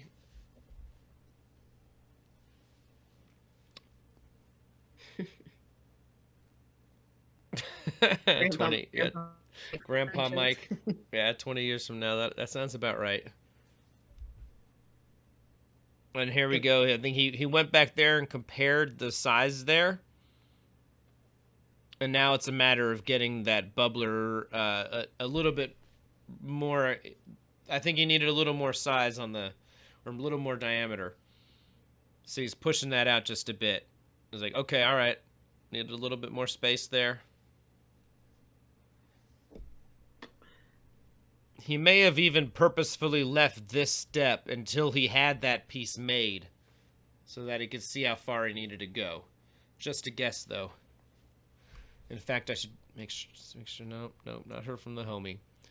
Yeah, like I said, the homie, man, he wanted to join us, but he didn't see the message until like way too late. So, otherwise, he'd have been here with us tonight. All right, here we go. See that? He's making sure that they're close enough in diameter that it's going to seal in there without too much fuss.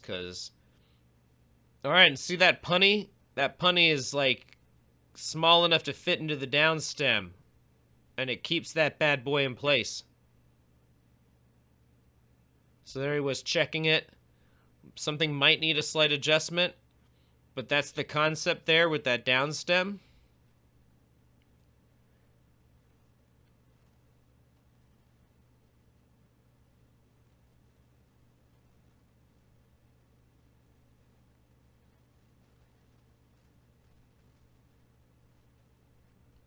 I think we just hit the halfway point, actually. Wow. Yep. So, if you're just joining us, you still have like another hour and a half to go. There's still going to be like the snorkel carb, the ram's head disc, the neck.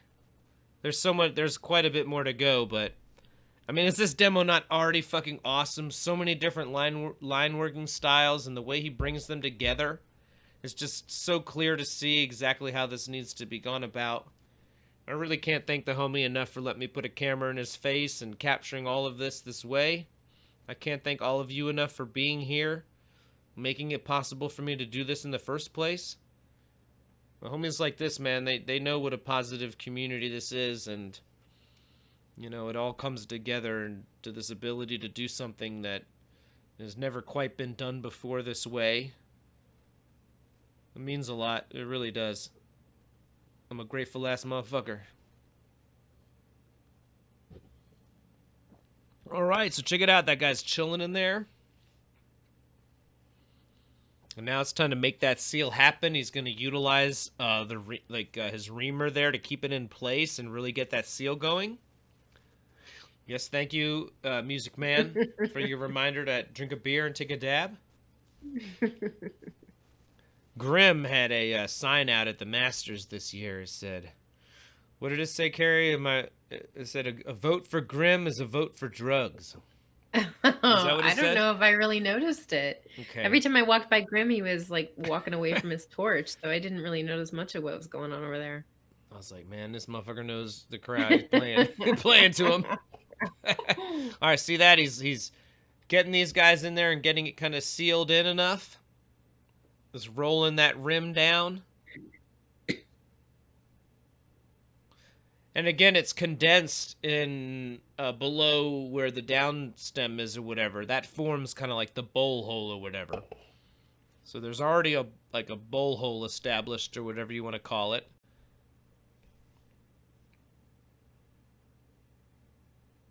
And this seal, like it's probably been a minute since you guys have seen the thumbnail or whatever, but like this is going to become a nice rounded, smooth top to this bubbler.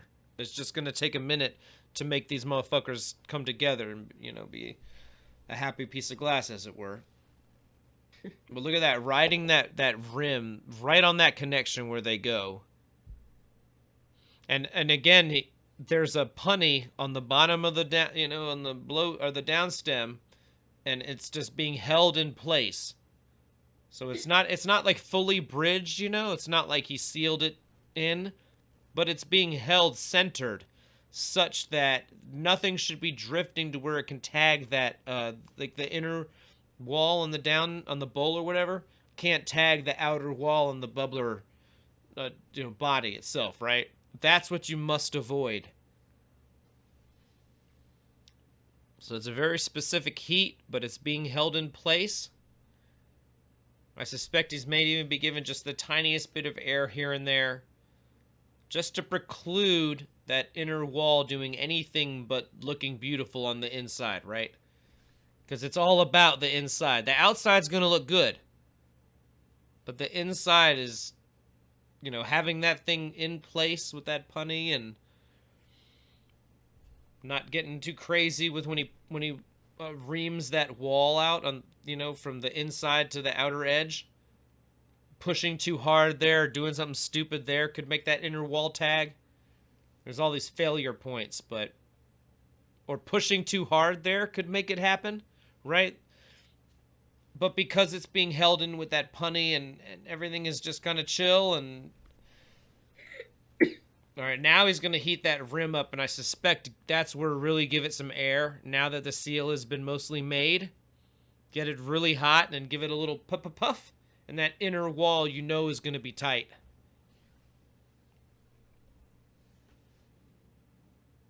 A lot of heat there, a lot more heat there at the outer stage now. But it was all about getting that seal initially established without anything getting fucked up. All right, so there's a couple questions going on. What's that? There's a couple questions going on asking about that punny mark on the bottom of the downstem. Is it going to leave a mark, or what's a good way to not leave a cold seal mark from the punny on the stem? Yeah, we're just going to have to watch what he does there, because that is not a move I have to clean up very often. I'm curious as well to see what he does there. It may well be that once it's on the blow tube or on the mouthpiece, you know, punny, it'll be easy to kind of open that hole up, knock that off, and get in there with a hand torch and clean it up. Or he might leave some of it on such that it connects to the bottom of the bubbler and it's like fused in place. There's a couple of options there. You're testing my memory, to be honest. Yeah, you know, the homie in the chat mentioned he's still holding this thing up like it's nothing. And that's a great point, yo, because this thing is a big piece of glass. Mm-hmm. But, you know, man, the way that this dude works, you can simply tell that he has fully established, like all these additional structural muscles. There's muscles that you're just never going to get unless you toss around this type of glass and rotate with something heavy. You know, and it's like Raven in the chest is arm strength X 9 million or whatever. It is partly that, but it's also partly these like stabilizing muscles that you work out by doing this type of work repeatedly. Here he's puffing out the connection where the mouthpiece is going to go.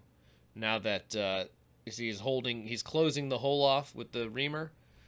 And opening that up, and then we'll get into making the mouthpiece and that sort of thing.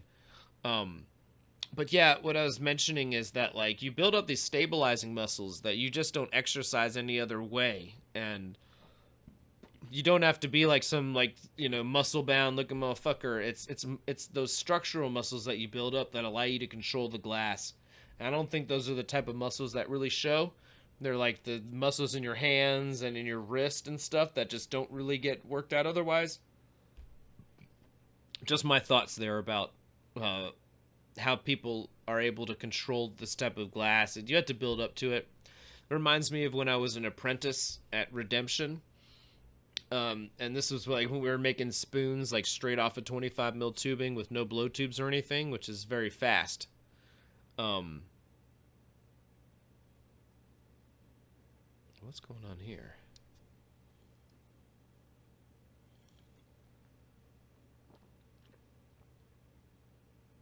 Oh, that's going to be the mouthpiece. I was like, that looks like the downstem. Anyways, when I was an apprentice at Redemption, man, Fat Mike, rest in peace to the homie, man. He gave me and a couple of other apprentices that started at the same time, he gave each of us like a half tube of 25 mil heavy wall. And he was like, spin this motherfucker, you guys. Like when you're at home, when you're just watching TV, whatever it'll be. Just keep spinning that motherfucker in your hand, you know. And of course, me and the boys, man, we did it, but we didn't do it right, you know. We didn't do it enough, and so he threw us on to start making these bowls, man, and we were fucking dying. But you acclimate to it, you know, and after a week or two, me and them same boys, man, we were cranking out ridiculous amounts of proper spoons straight off 25 mil tubing very fast. And it was just because you just kind of build up those stabilizing muscles. He wouldn't let us use rollers and all that shit. Now I'd be doing it in rollers for sure at home, but he wouldn't let us use rollers or any of that shit. And you just have to build those stabilizing muscles up. And once it happens, it's like, man, it's not like my arms got bigger. But, yeah, man. And, yeah, Raven asked, we talking about Fat Mike? Yeah, that's who we're talking about, man. Rest in peace to the dog. That's who I started with as an apprentice. I'd actually signed up for all these classes at Chrysler Studio and might have taken a different path, but, like, not enough people signed up. Here he's making that Maria there. That first Maria.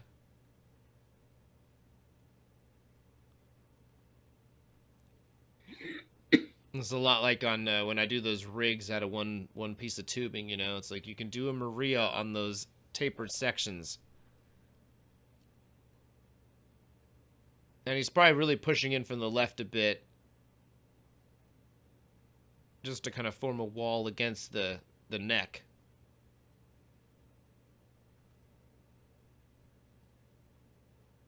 And then came in with that Maria and hit it on the side of the L Marver, and that's a great trick.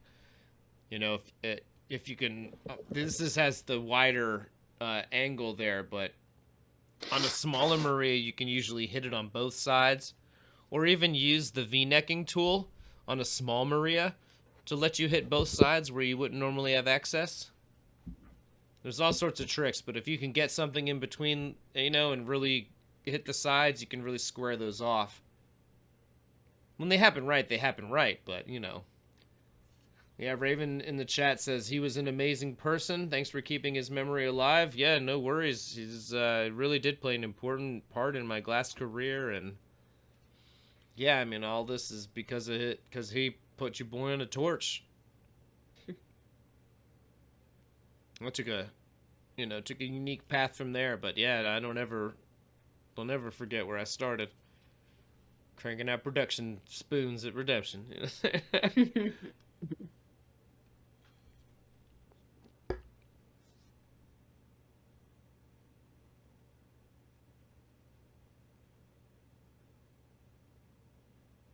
kind of looks like a pitcher plant. Okay. Those bug-eating plants, you know, that have a lip that the flies come... Right.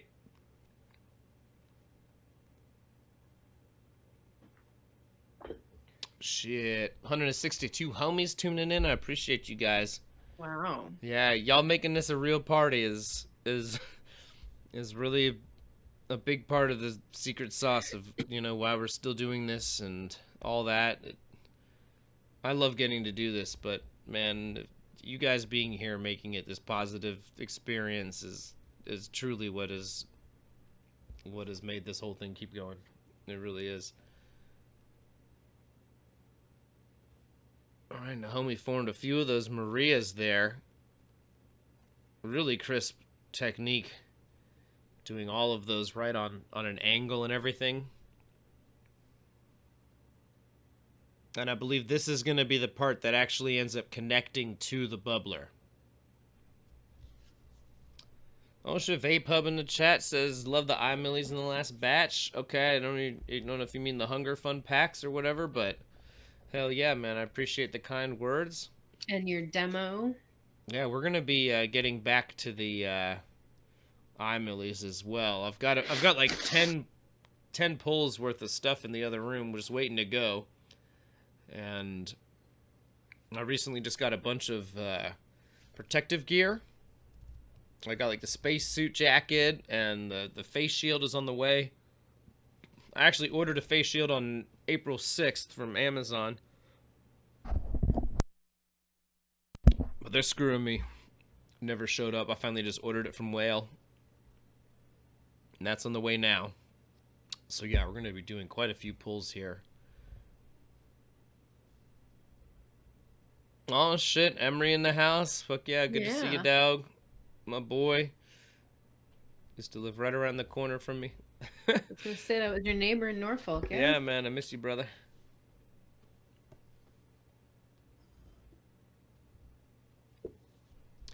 Yeah, the next packs will be going out pretty soon. I just need to get into the studio here. Like I said, I was waiting on that fucking face shield. As soon as I get that, I'm going to hop in there. And yeah, the new stickers have already arrived. I was mentioning we got I printed the Torch Dads, if you're familiar. But we also did the Torch Stock sticker as well. So there'll be a couple new ones this month and get some pulls in there. And then I can even tell you guys what the sample colors are in the next pack. And they're the new purples from Glass Alchemy. Prince and Belladonna. And one of them's like a royal purple, and one of them's a lot like Purple Rain. So anyways, yeah, those will be going out soon. So yeah, anyways, okay, so check it out. This here's the mouthpiece here. And it looks like he wants to clean up those Marias and such, and didn't want anything getting fucked up while that happened, so he just did a quick bridge. And now there's zero chance that that thing is going to come off while he's cleaning up any type of cold haze or anything like that. And you know, something like the homie Justin Carter, if you're not familiar, man, really, really, really great artist. He said something during like one of these demos recently. He was like, not recently, it's probably a few years ago now, but whatever. It was like, if you're not getting cold haze on your Marias, you're probably pushing them too hot. You know, and if you're pushing them too hot, you know, you're really risking a lack of control. So it was kind of reassuring to me, you know. It was like, well, am I getting that cold haze on my Marias because I'm fucking up? And it's like, no. That's just something that happens. And yeah, if you're not getting that, maybe, you know, you might just be raging a little too hard. And if you're raging that hard, are you winning most of the time? You know what I mean? Or are you losing a Maria every now and then because it's getting off, you know, type of thing? So just something to think about. But yeah, bridging up on a piece like this allows you to just rage on those and not have to worry about anything coming off or anything.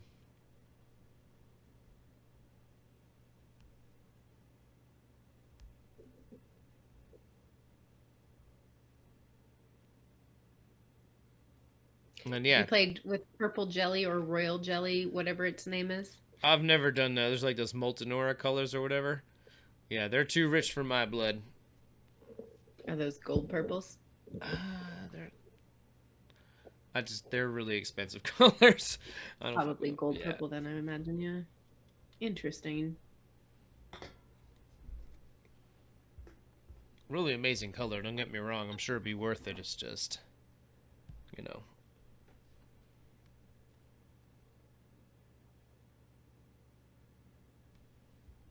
And now at this angle, you can really kind of see how those Marias are sitting, and they look great.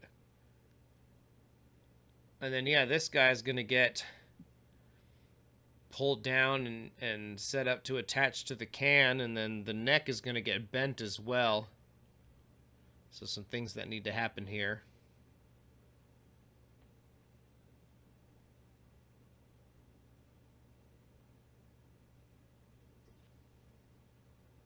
The homies are in the chat discussing cacti.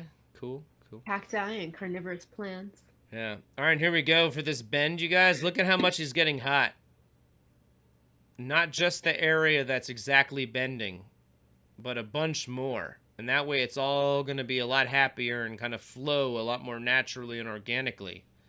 If he had just heated up just that little section of the neck, you wouldn't have gotten that nice smooth bend. There's another critical part right there. I'm going to step away for just a second on that. But yeah, look at that. That was an ideal amount to heat. You know, more than you might think initially, but that's what facilitates that gorgeous organic bend. All right, be right back. All right, right.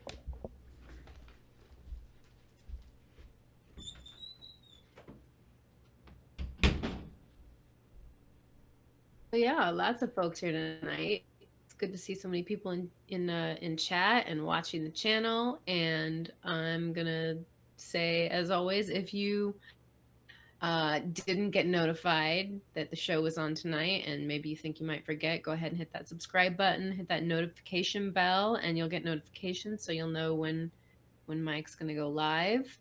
Got an extra on deck tonight. I think Mike said about 20 minutes ago we were halfway through, maybe. I don't know. This was Austin Flash at the Champ Summer Game qualifiers last year.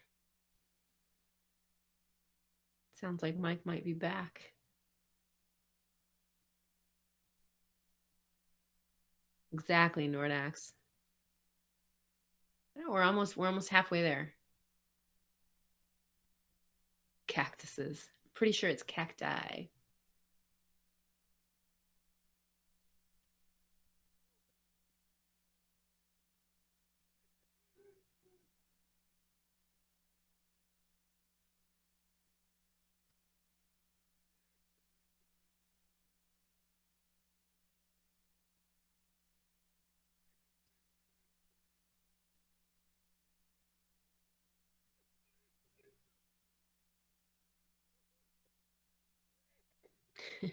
Over here researching different chemistry colors for boro. In my soft glass, but not boro so much. Hi. No. Yeah, so that right there, look at the angle that he opened that up at and everything. Here we go, kind of now comparing, seeing what's up. Yeah, it was all about the angle that was opened up at and reaming that out to the right size hole to connect. Look like you saw a little maybe cold stress there or whatever too. It's all good. Just cook it out. Looks like you wanted to take care of that before it, got sealed up into the section. Sealed up to the mouthpiece, I should say.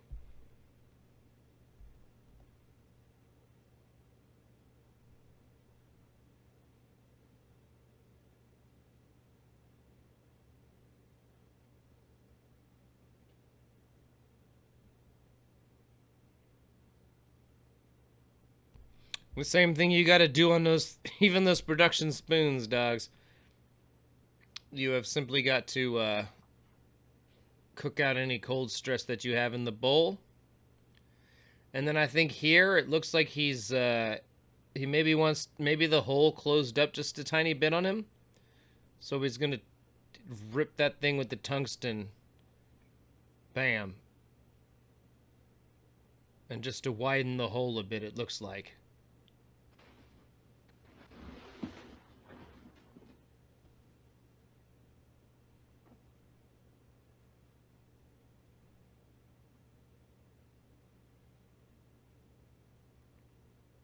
So yeah, that's a critical trick right there too. So much of these things when you like cook the downstem in a bubbler or whatever, and you're hoping that that bowl hole doesn't get fucked up. But if it does, it's okay. You just need to have a tungsten pick on hand that'll let you slice it back open to the right size.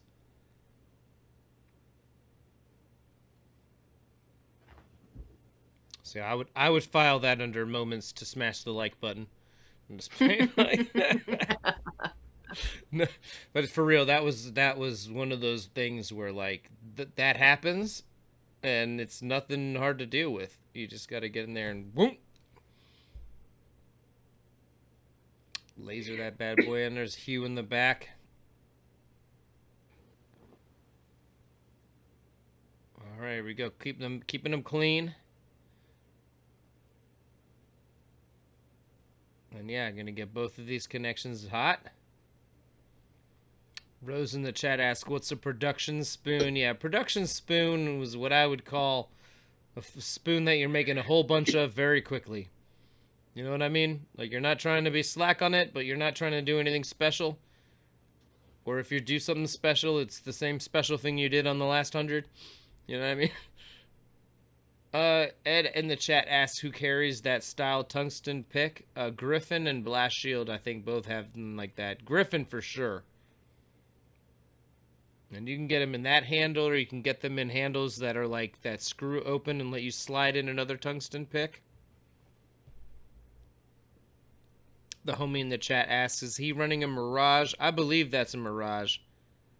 Next time we zoom in on the torch face, I will give you a port check. Yeah, I think I can see enough of it to say that that's definitely a Mirage. 2 rings on that outer. Phantom's got 1 ring, the Mirage has 2 rings, and the Delta Elite has 3 rings. And the Delta Elite is actually like about or a little more powerful than the Kabuki. It's just all on 2 stages. Post in the house asks, how long are kiln trips?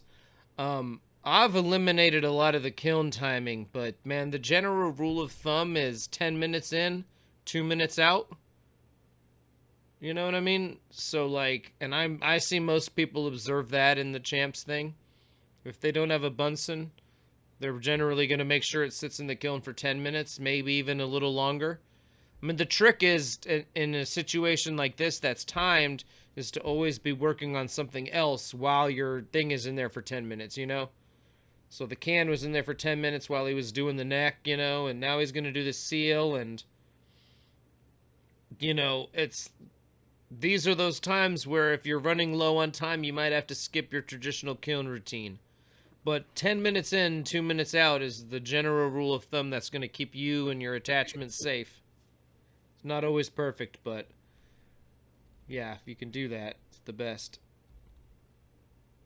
Hey, Zeus says, no way the same power in the Delta Elite as the Kabuki. My friend, you're mistaken. If you compare the number of ports, it's about the same. Because the Kabuki has a phantom in the middle and then an outer ring. And the Delta Elite just puts 3 rings of ports all on the second stage. And I believe it's technically more ports. Yeah, but it's not anything compared to the Red Max. Yeah, the Red Max is the real heat. Or so I've heard. Yeah, I'm going to have to look this up and explain exactly what I'm talking about here.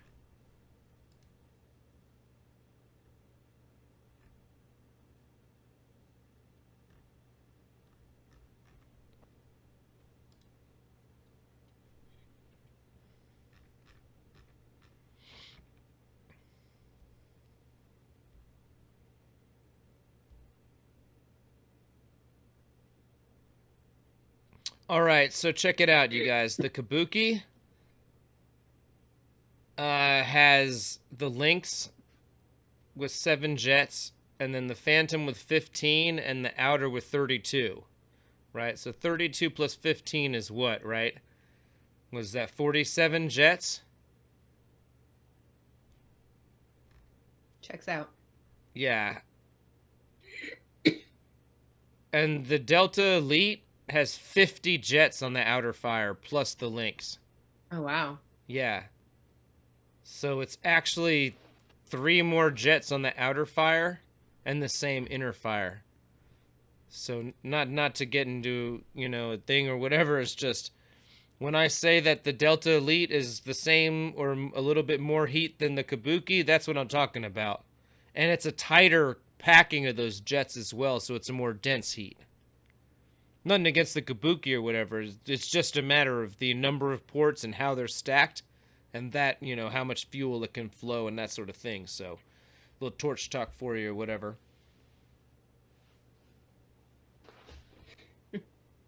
Oh, Joshua, yeah, says he's getting a Kabuki. Nothing wrong with that, baby. You're gonna love it, man. I know you're a Bethlehem boy.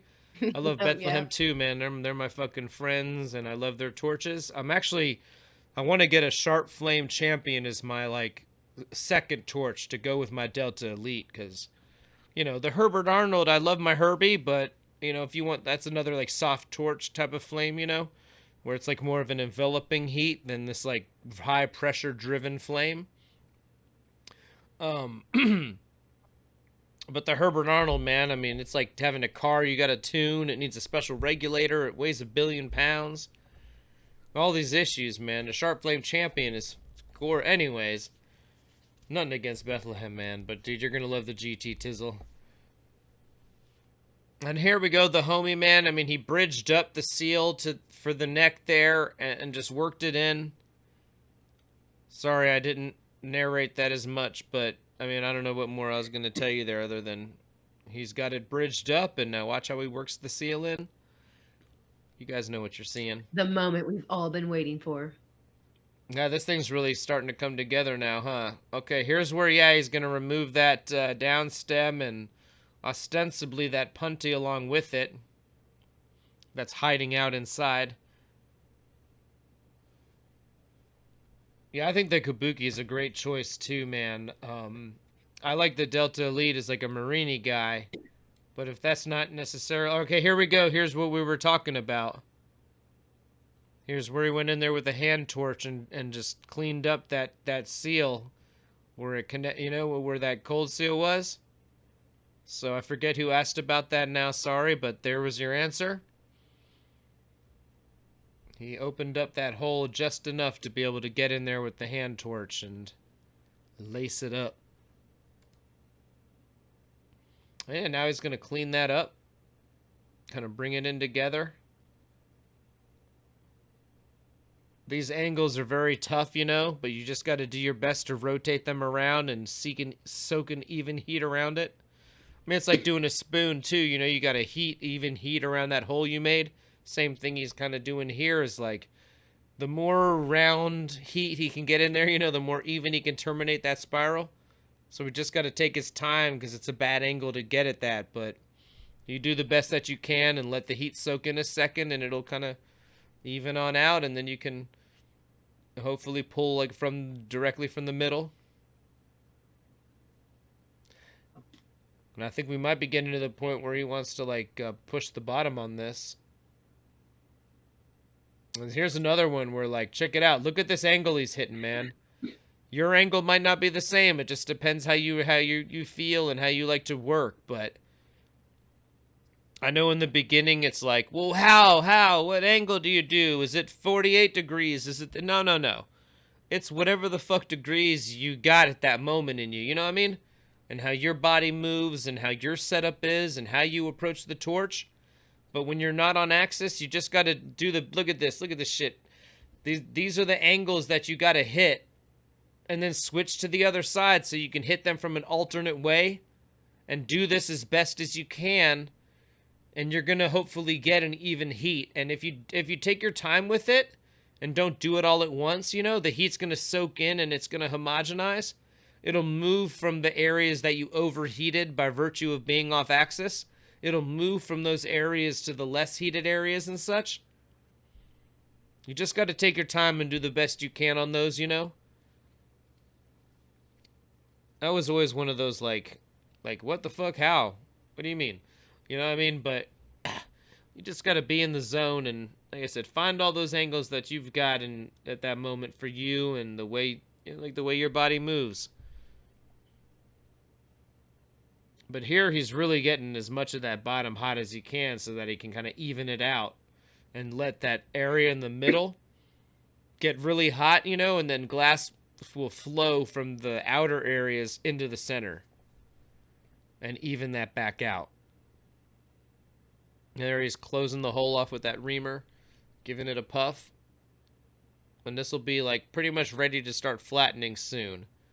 But he needed to do what he's doing now to even the wall out on the bottom.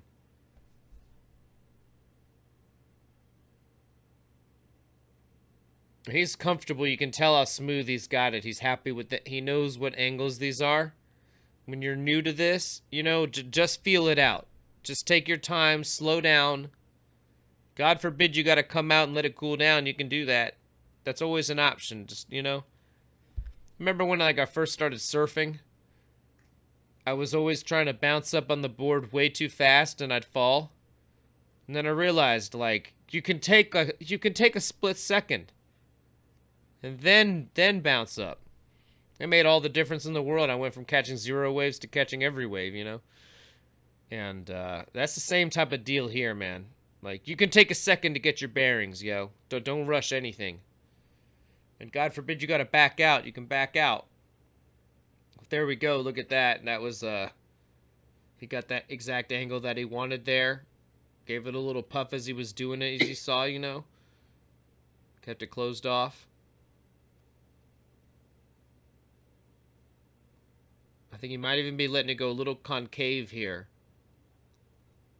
The best type of bottom, is really that edge on the rim.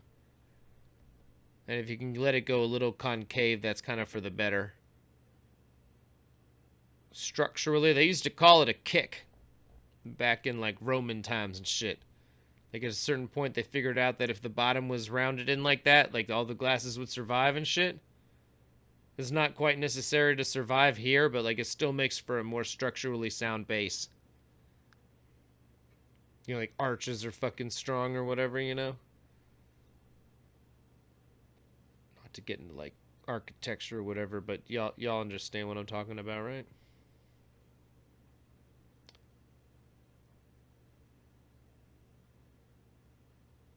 And now I think he's getting ready to prep up where the snorkel carb's gonna go. And guys, if you're young in the game or whatever, if you're too young for most of our audience to date, you might not know what a snorkel carb is. Bro, if she don't know what a snorkel carb is, she's too young for you. Whatever. That's what the Sydney's saying. Baby, I think I'm too young for you. Baby, I don't know, Carrie's. Whatever. It doesn't apply to you, Carrier. I see. Well, no, you just never fucked with snorkel carbs. That's what I mean. But okay, the snorkel is that carb that go. It's not like a carb that's actually right on the bubbler. It's a carb that goes up from the water section up to the higher level. So they call it a snorkel carb. And you used to see these on old bubblers. I really think this is another one of these demo went platinum moments, because getting a smooth, a straight section of tubing that has a nice perfect spiral in a controlled way, I think is really tricky. So I just think it's really fun to see how the homie does this. And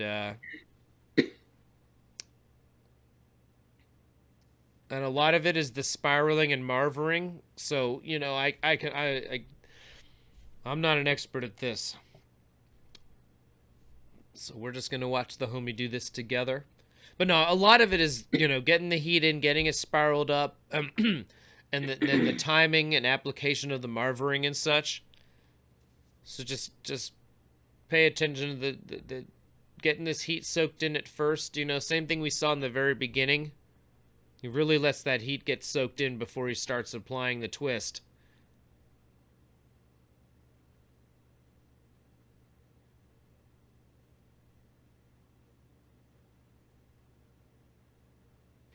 And he's kind of drawing this out.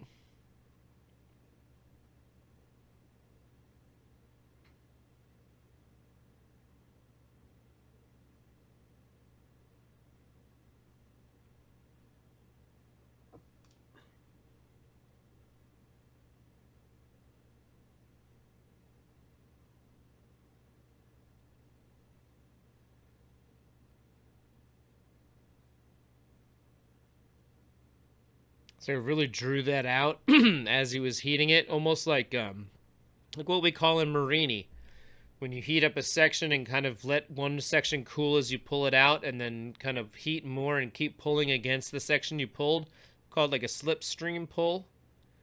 He very, very much did the same thing here while he was twisting. It was like a slipstream twist. That's some new shit they'll be joking on me at Corning about, but whatever. Get the idea. Mike, we love the slipstream twist.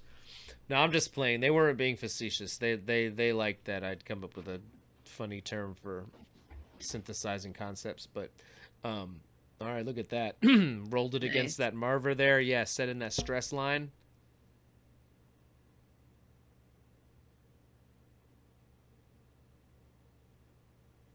Saw Rob Morrison in the background. Was that Allison Cox as well, HVO fam? I didn't notice, but I know she was there. Yeah, she was right there. I guess you'll have to look in the background. Shout outs. Yeah.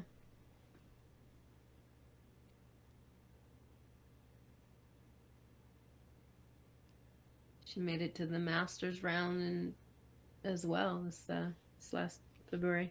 Yep. All right, here we go. So now it's time to turn that like unicorn horn or whatever. Unicorn bone. Here we go. So I was talking about that application of marvering. I'm telling you, this is critical. This is what allows homies to make sections like this.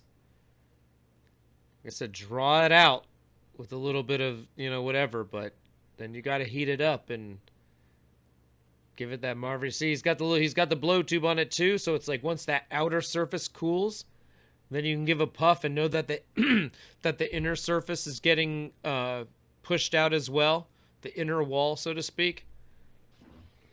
So what I was mentioning earlier, and this, like I said, if it's not making sense, homies, like just trust me, do some coil pots with clear and watch that inner wall change. And that's what I'm talking about here, because it goes from that, it's got a little bit of twist and everything, a little bit of that the differentiation in the shape from the twist, but all that shit just goes away as the outer surface gets marvered. But it's happening on the inside too, because as the outer surface cools, he's giving it that puff.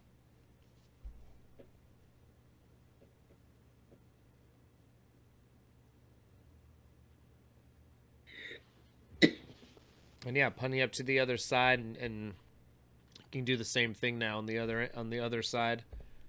All about angle of approach to the marver and such. Like the angle of approach to my bottle of Burnett's vodka.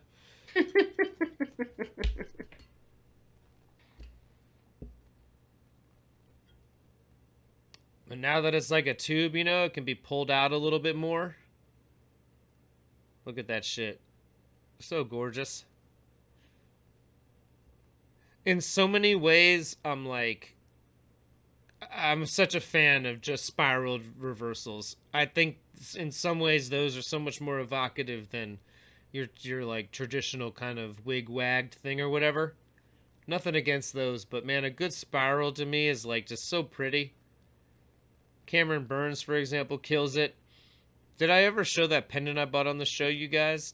I don't know if you have yet. Okay, well, I'm a big fan of Cameron Burns and Dan Hoffman, who we've covered at these champ shows quite a bit now.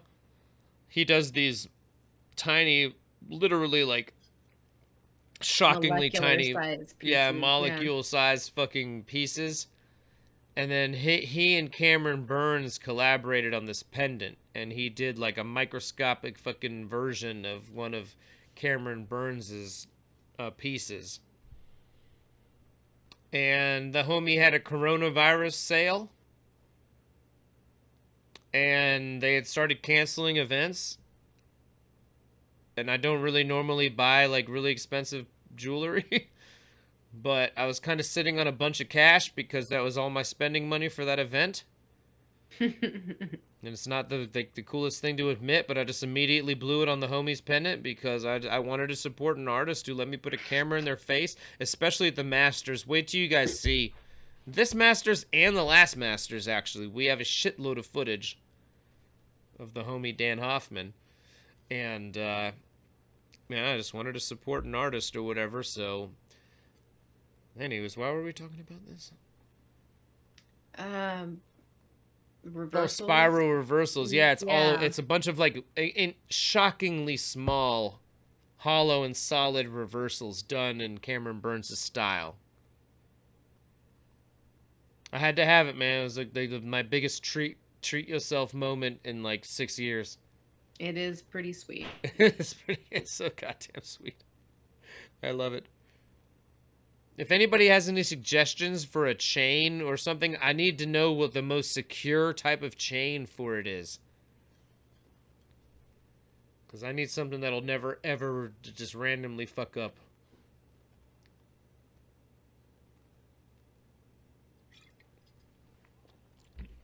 Not that I can take off, because... Yeah, I think it's going to be about the clasp. Yeah. Look at that. Look at that fucking... Oh, man. That's not an easy thing to do, man. Making a piece like that is evenly spiraled up, you know, and... You did it right. Got it so hot. Hit it on that Marver. There's a vodka talking now. Burnett's is narrating this demo now, y'all. Not just playing. Oh, no. And the spirals are so nice. Ah. This bottle of vodka is like $6. Hey, it is what it is, man. But still full of alcohol. Yeah, I was sharing that fancy beer I was drinking earlier, but I've actually been really completely laid off the beer lately. All right, here we go. There's some shaping on that Snorkel carb, giving it that nice round kind of flat bottom, almost like the Downstem. Same type of deal. It's just a really nice shaping move there.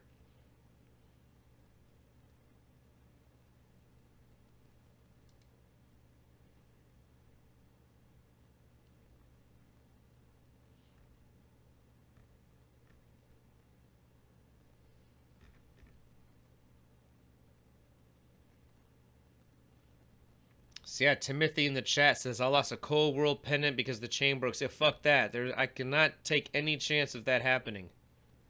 I need to know. Here's another one of these bend type moves, you know?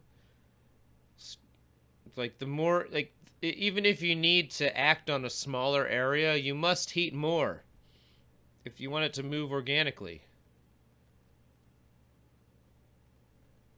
You can really see that heat gradient there. Goddamn, I love what I do. Whatever. I really do, man. I thank you guys so much for being part of this audience and making it possible for me to capture so much of this industry. And, you know, these days I only get to work so often, but man, this is my thing. I love what we get to do here and the pipe making community in general. And you guys have made it possible to capture so much. And man, it really means a lot. There we go, using the side of that L Marver to any surface you got, you know. That's what it is.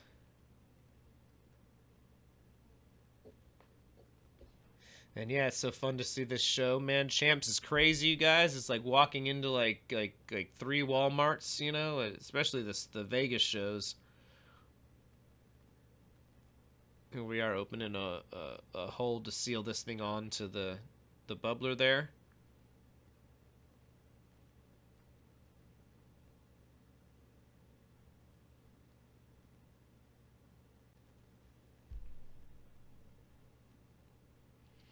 But yeah, man, what's all around is just a million booths of like everything you've ever seen in a head shop.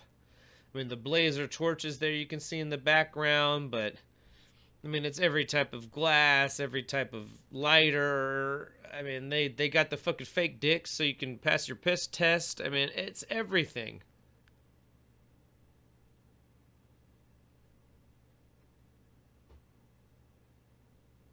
All right, little post there to help seal it onto the thing or something, right?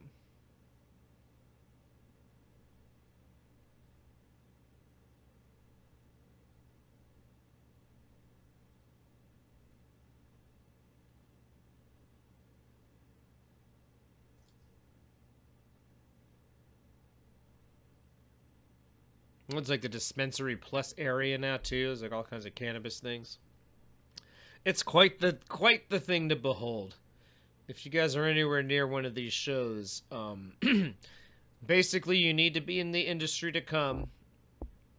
And if you're a glass artist, you can bring documentation of your business. And I believe even receipts from suppliers who were there at the show. So ABR is always there, for example. So if you can ever show that you've ordered glass from ABR, I understand that'll work. That was the case in the past, at least.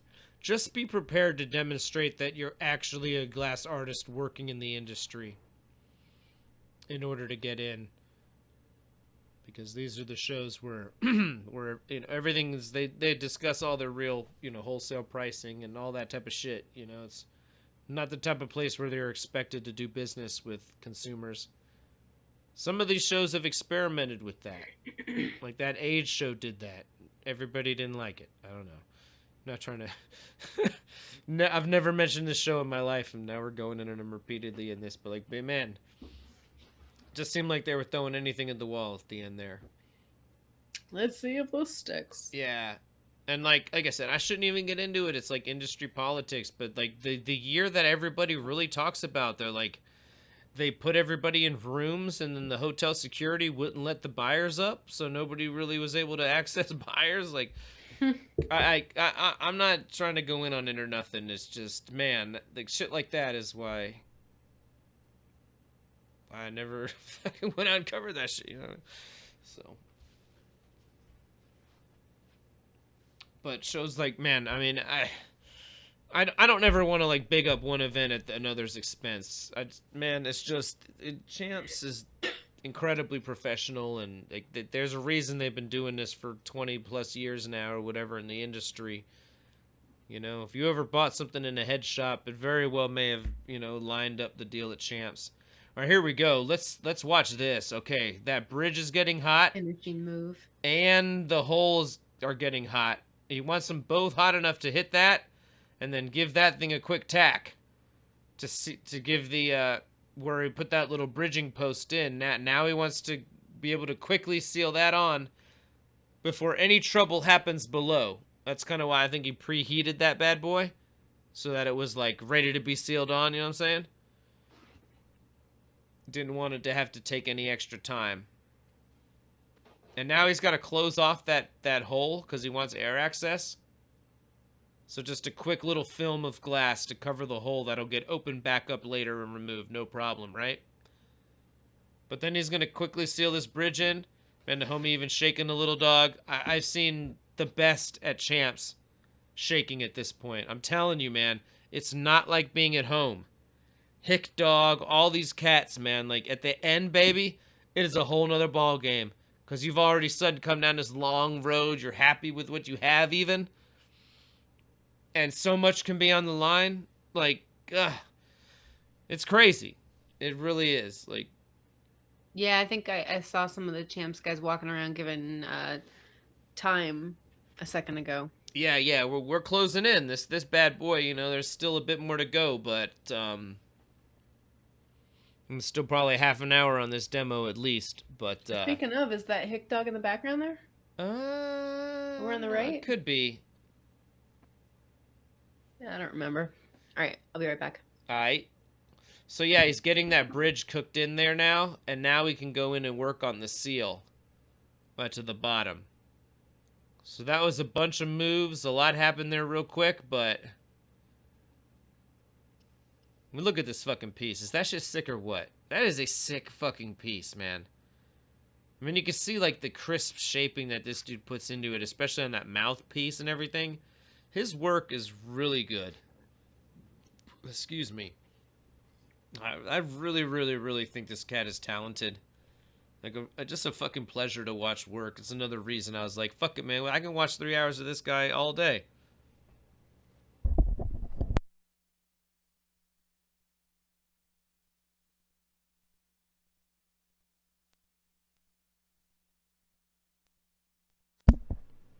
And yeah, you can really see that little, just that film of glass that went over the hole on the carb.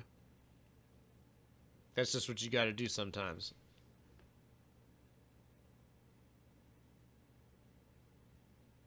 And yeah, now really just working that seal out. Look at that spiral on the bottom. Is that gorgeous or what? Woo! And, you know, the colors are all off because it's hot right now, but the patterns and everything are just still popping.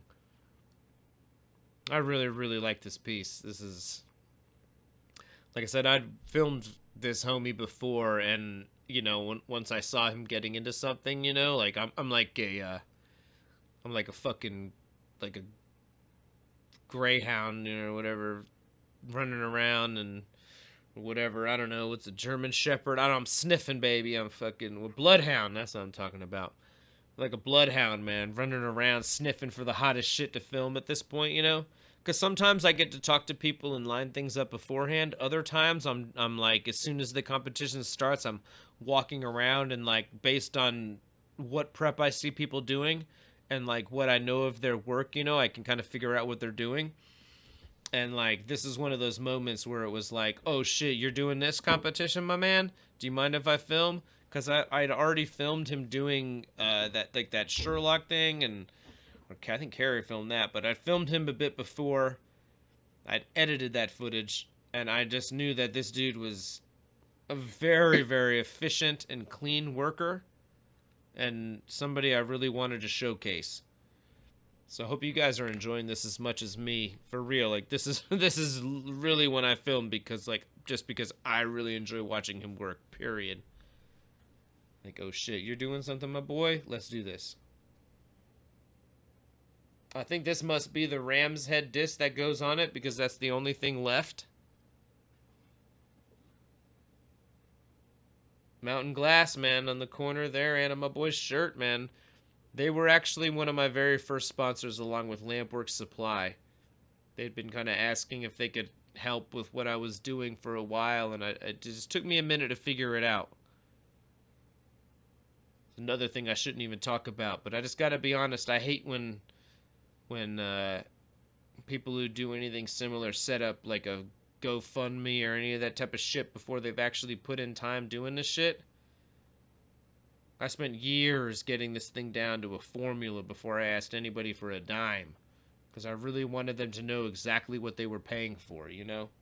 I don't mean necessarily the homies starting Patreons and stuff, but when you start taking on sponsors and all that, like, it's just annoying when people who have 2 videos are chasing dollars, you know, and I get it. Don't get me wrong, man. Like, you got $1 and a dream and you want your friends to support, fine, but for me personally, we literally took years before I asked for a dime for any of these companies, because I really wanted to have this thing down to a science and have completely repeatable numbers and all that type of stuff. Not to get into the business side of this thing, it's just, I think you just wanted to make sure that you were providing quality content. well, yeah, it is. It's just, you know, in a timely fashion. And yeah, well, I knew what I was doing. I really needed to get it down, really down to a science and a demonstrable one before I even felt comfortable with that. Like I said, not a topic I should even be getting into, but you get the idea. Anybody go back in the episode and listen to how many times Mike says, I really shouldn't talk about it. That's the new drinking game. Yeah. Every time Mike makes an enemy, take a shot. Oh, God. I'm just playing.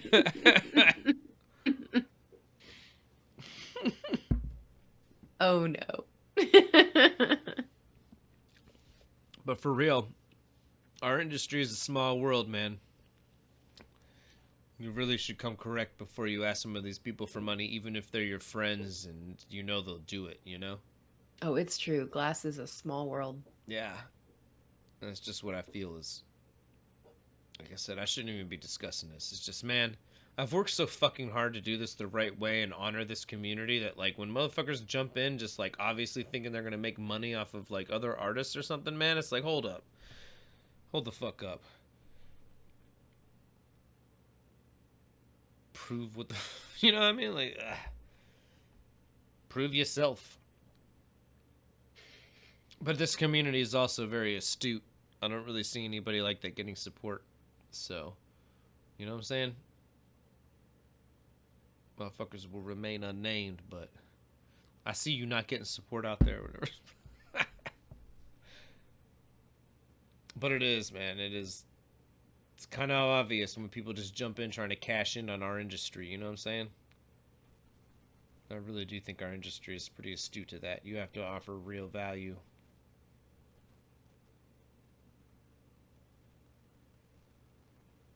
Value like we bring here at Torchpad. I'm just playing it.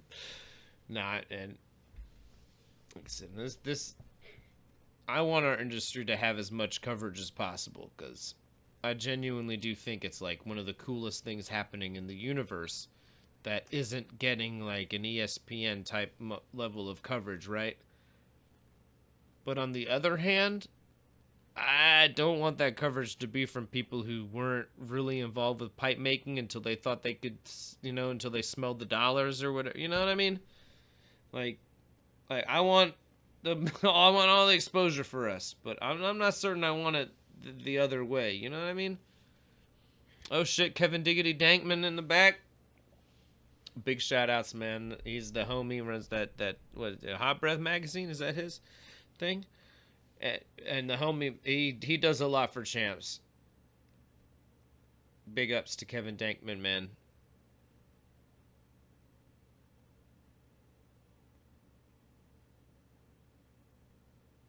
All right, so then the homie twisted up some thing there, and now it's a nice happy ball. I'm making happy balls all day here.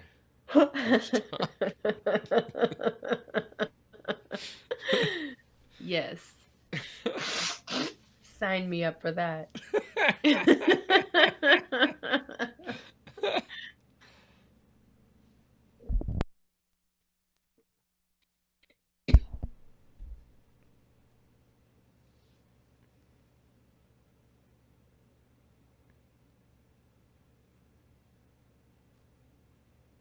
All right, I think here's where we're gonna get into like that Ram's Head section.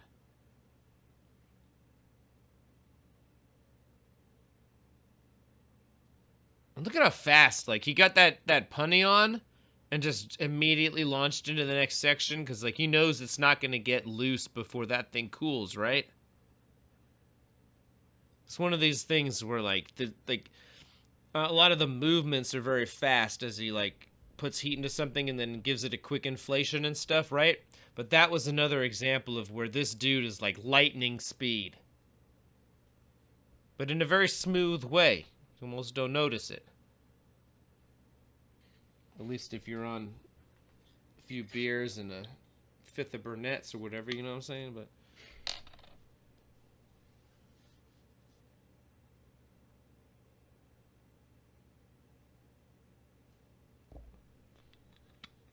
and yeah, guys, we're close to some giveaways.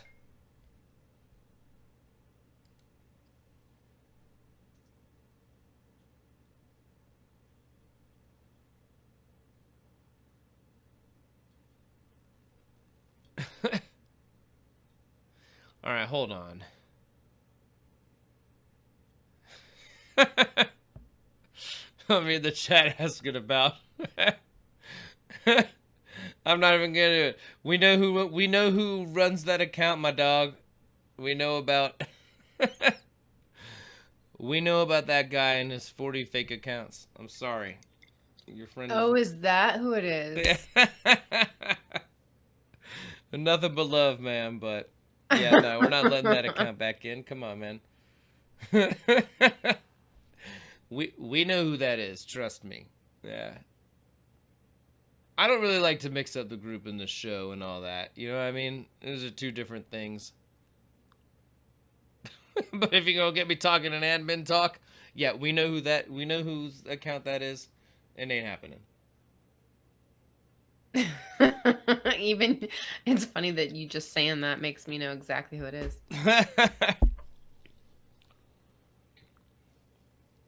Stand up dude. I mean, yeah, sure. World influencer and all. Well, I mean, I think you might be thinking of another person actually, Oh, because okay. yeah, So no, not that no, one. All right. All right. yeah, no, we're not talking Fair about. enough. There's more than one. Yeah, no, we're not talking about Patrick Beck, aka Yeah, Boss yeah. Glass, accused rapist. It ain't even a joke with that guy, man. No joke. I mean, some of the people you've seen on this show are the people who have shared stories about rape and shit like that by this dude. So a big fuck you to Boss Glass, man. Go fuck yourself. You ain't shit. But no, the other guy we're talking about, I don't even like to mention his name because he really ain't shit.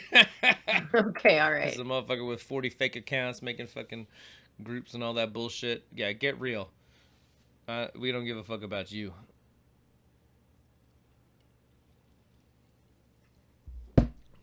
This is the type of motherfucker who have fake accounts like from alternate countries, you know, and like talks in fake accents and all sorts of shit.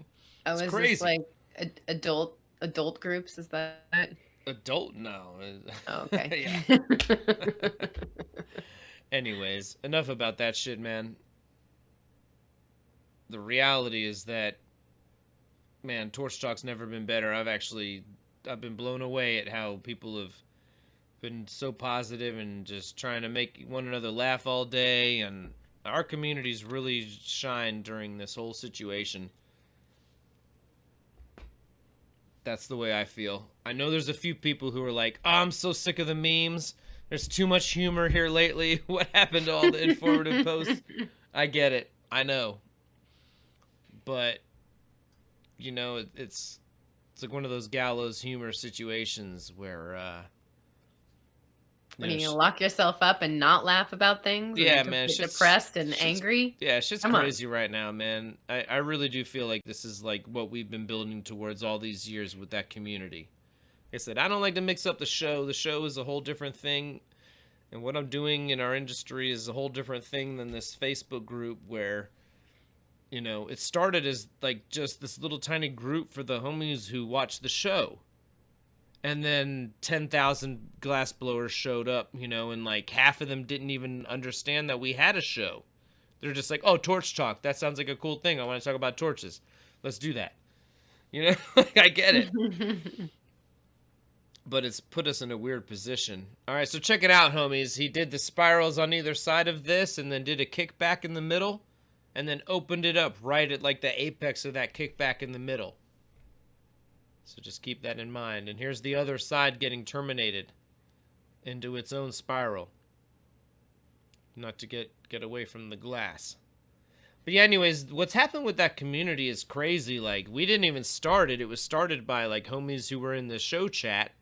And then at like 200 members, they gave it to me and Will. Like, I don't want to run a group. And we were like, well, we don't want to run a group, but our homies are here, so we'll do it. Okay, look at this.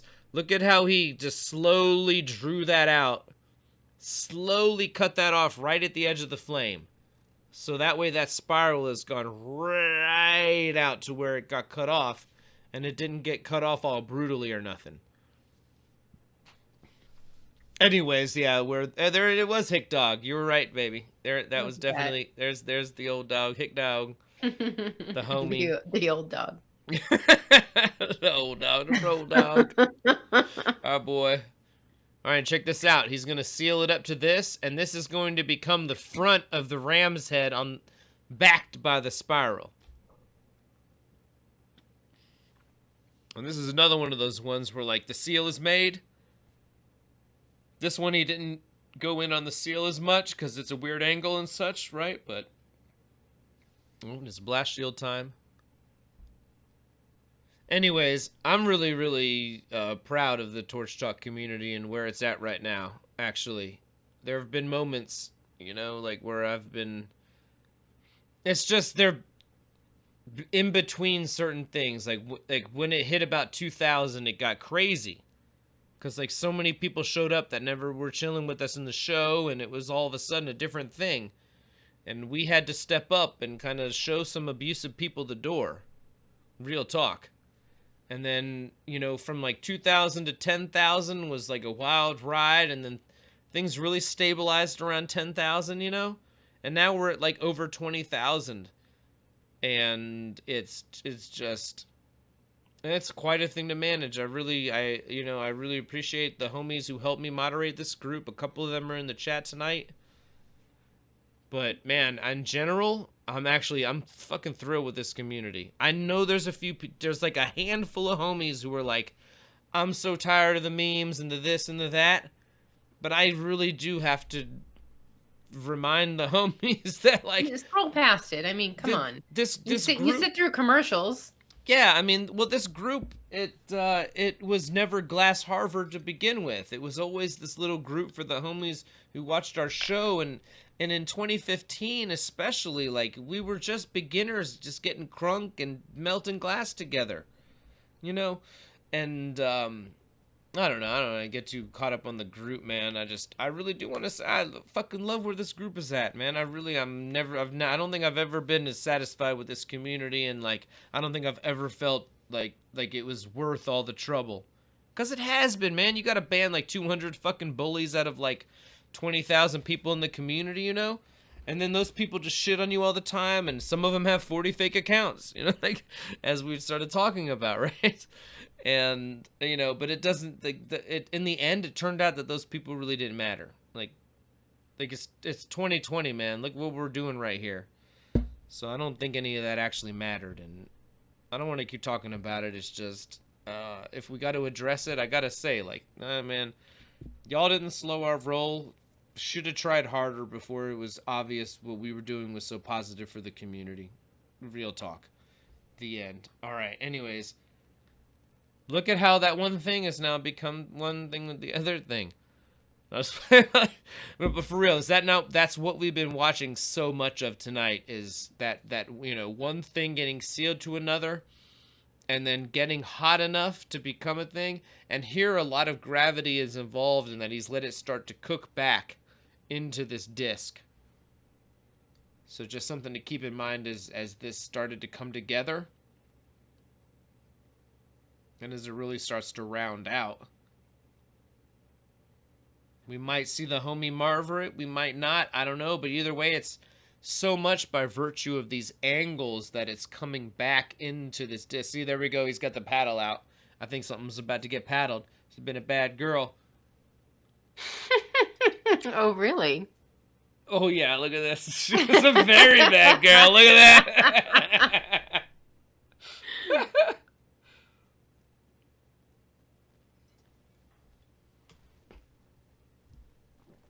Oh, wee.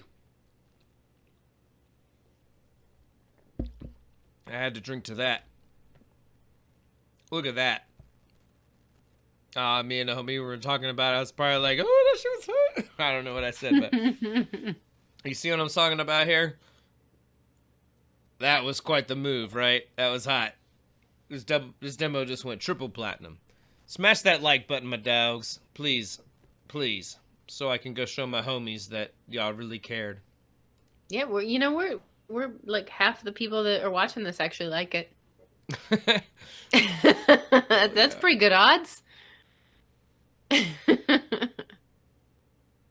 I think that was the most I've ever talked about the Torch Talk group on this show. I've religiously have avoided discussing the group in order to not mix these worlds up, but I gotta be honest, man, this group has like really shown like the character in this whole situation, man. And I mean, some people have shared fucking, you know, their frustrations, you know, lack of motivation, and this and the it's everything it should be right now. Like, this place was never supposed to be some place where people just show up for free info. It was always supposed to be like what we're having now, man, a fucking party with our homies. You know, we'll talk glass too, but we're here for each other and here to talk about so much more. It's always been so much to me like a festival or a, you know, like a show or an event. We're not on the torch, you know, so we're not necessarily there to talk about technique or the this or the that. Man, we're there to be homies. And that's always been kind of my guideline, and in terms of what we accept too, you know, like what level of divisiveness is acceptable. Look at that pattern, yo. That's that ram's head. That's what they call it, you know, where it's got that kickback in the middle and the spirals on the ends, man. I always really associate that with Jason Lee. I'm not certain if he invented it, but He damn sure slayed the game on it. Another person really important to our community, you know. It means a lot when I see him post up and share some wisdom and shit. Who's that? Sorry, Jason Lee? Is that what you said? Jason Lee, hell yeah. Yeah. Yeah, Jason Lee.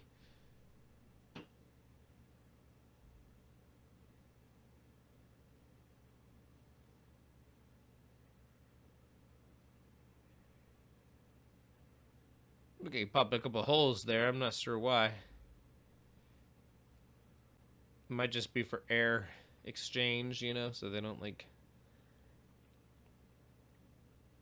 So it's not a closed off section. You gotta be Dan Hoffman to pull that shit off. That's what the reason I paid $450 for that pendant. Anyways. Does that thing function? It's like Job's suit on Arrested Development every time I mention it. Why would I pay $650 for a pendant if it can't be completely sealed off? What? Would Mike Mason pay $850 for a pendant with completely unsealed sections? Is the guy in the $1,000 suit really going to answer the question from the guy with the $1,000? Yeah. You're going to find lollipop stuck to that thing. Good one, baby. Good one. Yeah. That was for Carrie's benefit, because she is truly the Arrested Development. Yeah, anytime Mike talks Harry Potter, Arrested Development, I know he's talking for me. Well, I mean, I really love Arrested Development. That was also my fucking thing, but, you know. All right. Carrie really appreciates the references, so. All right, here we go. These are going to be a couple of posts so that bad boy can seal on. Even keeping it in style. Ain't no clear posts out here.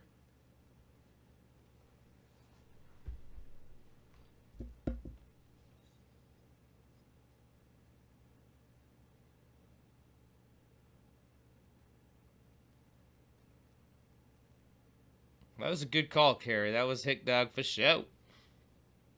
Yeah. Carrie's got the eye.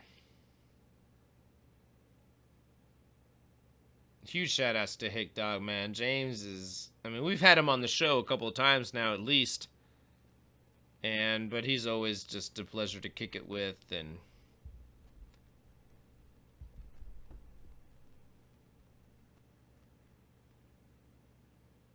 Oh, shit, here we go. Alright, I think he's giving an eye here. Like, oh, shit, where's this gonna go? Shout out to the homie Dopals. Isaac, man, the... Dopals is a great company to get opals from. My boy has the rings, too, and the beads and everything. Like, It's tough having two opal suppliers as my sponsors. Because, you know, our boy Acadian's been dropping these prizes all over us and everything, man. I have nothing but love for all these companies. It means a lot, too, when, like, one company is, like, doesn't mind sponsoring me, even if another company sponsors me and shit. It means a lot, man. Like, our industry is, like, bigger than that shit. It really is. Like, 99% of our industry is bigger than that bullshit. Like, they don't care if you cover, you know, this show and that show. At least for me, you know, all these companies and events, they understand and trust that I'm not trying to put anybody above anybody else. I simply want to put the most positive light on all of these events that I can. I wouldn't fuck with them in the first place if they weren't worth that, you know what I mean? So from there, it's you know, like I said, it's a matter of trust.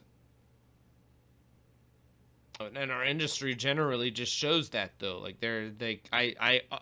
it's not about me or whatever. I'm guilty of that all the time. I'm egocentric. Sorry. At times. But I think that's the human condition. Sure. Right. Yeah. But what I mean to say is that our industry in general is like not. Generally, I don't see the type of cutthroat selfishness that I see in other worlds. It's one of the reasons I really like being part of what we do. And, you know, for real, like, don't get me wrong, there's a lot of cutthroat shit and all this and that, but at the end of the day, it's like some of that shit that, like, Jerry was talking about, you know, and, like, why our shit began on the dead lot, and, you know what I mean? Not to bring it back to just one band or whatever, but, you know, y'all know what I'm talking about, right? I feel like some of that energy and love is, like, still there all day in our industry. I really do. I really do. If I didn't, I don't think I'd be part of this shit like this. Not at all. We still need to go back and watch that Woodstock special where they had that glass pipe booth. I've heard about this. Somebody said there was a glass pipe booth at Woodstock. I'm not certain I believe it, but I want to see it. Maybe we were watching it and you fell asleep. I said it. Right, Carrie said this. I may have fallen asleep. Still not certain I trust the source here. I'm just saying.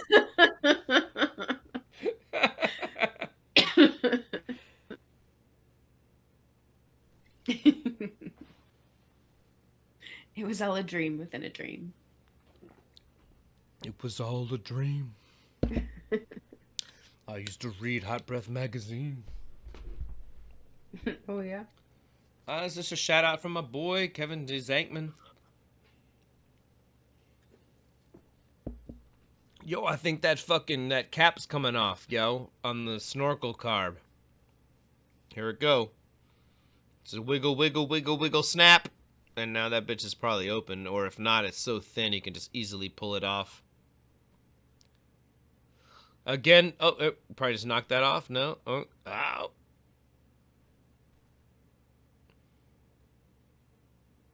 At home, this would have happened in one move, you know what I mean? But we gotta respect the homie, yo. This is nearly 4 hours deep into the competition. We're coming up on the end of the demo here, finally. Excuse me. And this was a 4-hour competition that I cut down to about 3 hours. So he was working on, yeah. I mean, it was constant. The whole time. Yeah. Yeah, I just eliminated, like, moves to the kiln, any randomness, prepping of blow tubes, random things like that. But for the most part, this was like, yeah, there's Allison, right? Oh, yeah. Yeah. Noticed that. Yep.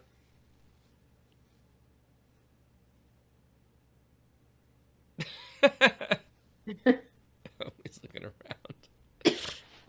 All right, here we go. Here we go. This is it. It's strong.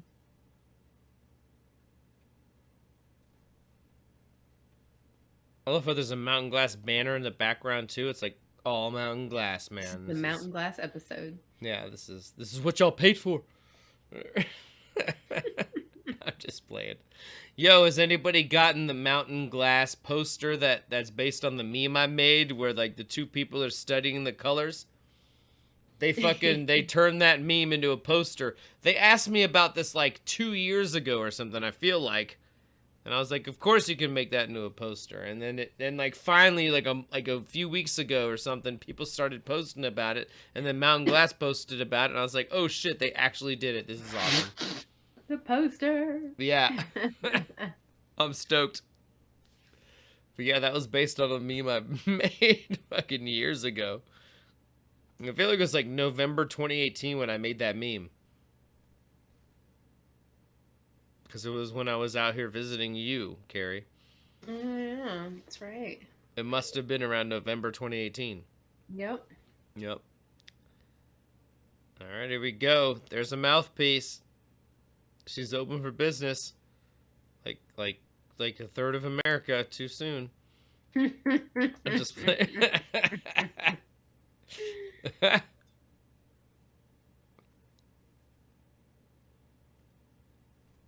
You know, that shit was lit. Let's get ready to start putting some numbers into the old chat there. There's 157 of y'all watching right now. Let's put a number into the chat, 1 through 200. and we'll pick winners for some sticker packs. Look at this bubbler, you guys. Is this gorgeous or what? A huge shout out to my dog, Austin Flash. Dude, I really appreciate you. I wish we had like communicated sooner so we could have had you with us, but that was tight as fucking hell. I hope y'all homies out there enjoy this shit. These companies that we're taking just 1 minute to acknowledge, they're the companies that throw a little money at your boy every month and make it possible for me to get to all these shows. Right now, things are crazy, but I'm telling you, we're going to get back to this again, and we're going to be going to every show imaginable. And these are the companies that really do make it possible for me to have gotten to all these shows over the past few years. And while we're getting to enjoy fresh-ass dang shit like this, well deep into lockdown, because we've been sitting on it. You know, because all these companies and you guys pitching in on Torch Pass, the new sponsor, my boy Kai, makes the tightest Torch tie-dye shirts, man. Holy shit. They're so cool. Kai Dye's on Instagram. Sweet. Check that shit out. But yeah, there's Carrie. Well, I have your attention. Yeah. But yo, drop your numbers in, dogs. Make sure you're hitting that function or Command F or Control F to make sure nobody has your number. We appreciate everybody in chat, keeping an eye on everybody else and making sure that nobody's putting in like a ton of numbers, because guess what? If you're picking more than one number, you're instantly disqualified. Yeah, don't fuck around with that. One number. Yeah. But yo, look at it, guys. The Torch Talk stickers are in. Look, check it out. They're so cool. Cute. You know, they're just like this, right? But like. Yep. Now in sticker form. What? Yeah. I love them. So cute. I really like these stickers. I'm very happy about these stickers. We got the Torch Dad's stickers too, though. Don't you guys remember when you got your first torch? Sleeping with it. Yep. Holding it up in the air. Anyways, so yeah, I've got some sticker packs to give away. Those are going out, plus the 2 new ones. So yeah, throw some numbers into the old thing there. I will give you guys another quick refresher on the Patreon. Although I gotta be real, homies. You should wait until the 1st to sign up if you want these videos. Don't get me wrong. If you want them tonight, I'm not going to tell you no. But what'll happen is if you sign up tonight, they'll charge you again on the 1st. So you might just want to wait until the 1st and then have some fresh-ass lockdown viewing. And all this money goes straight to me and Carrie, really. Because Carrie comes to me, comes with me for most of these shows. The expenses. It really does. It goes right to all of these expenses and makes it possible for us to do what we're doing tonight, and share all this stuff.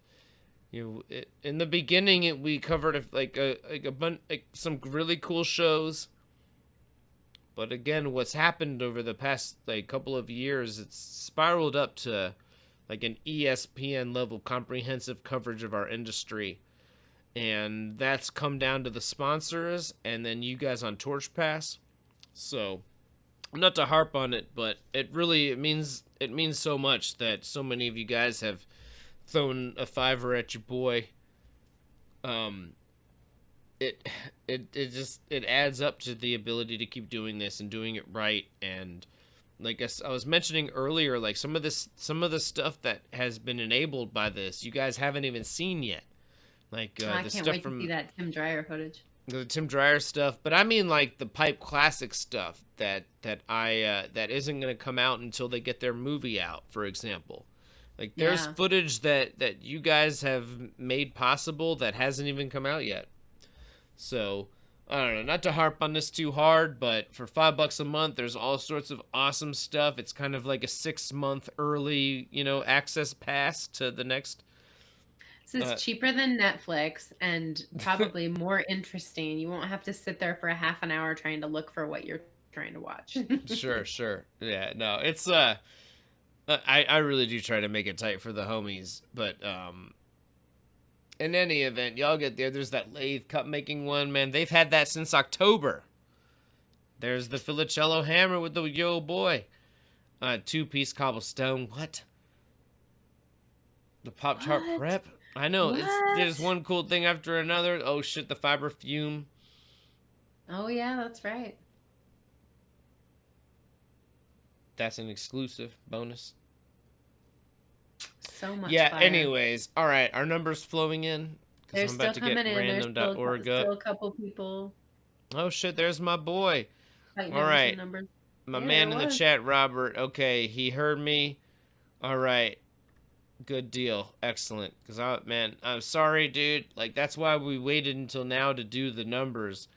Because, like, apparently last week some of the numbers got ahead of the YouTube chat and we weren't able to search them. So somebody who actually may have won a thing didn't win it.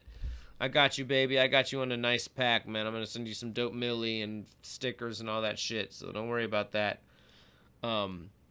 Anyways, all right. Let's, I think, has everybody got their numbers in? It looks like numbers have slowed down. It looks like we're good. I think we're going to go ahead and pick some numbers. And then, do you guys want to play a game? Everybody in the chat, let me know if you want to play a game now. And I'm down for a game. Carrie, are you down for some games? Hell yeah. All right, good deal. It's okay. I mean, if my co-host is tired, sometimes we just got to call it a night. You know what I'm saying?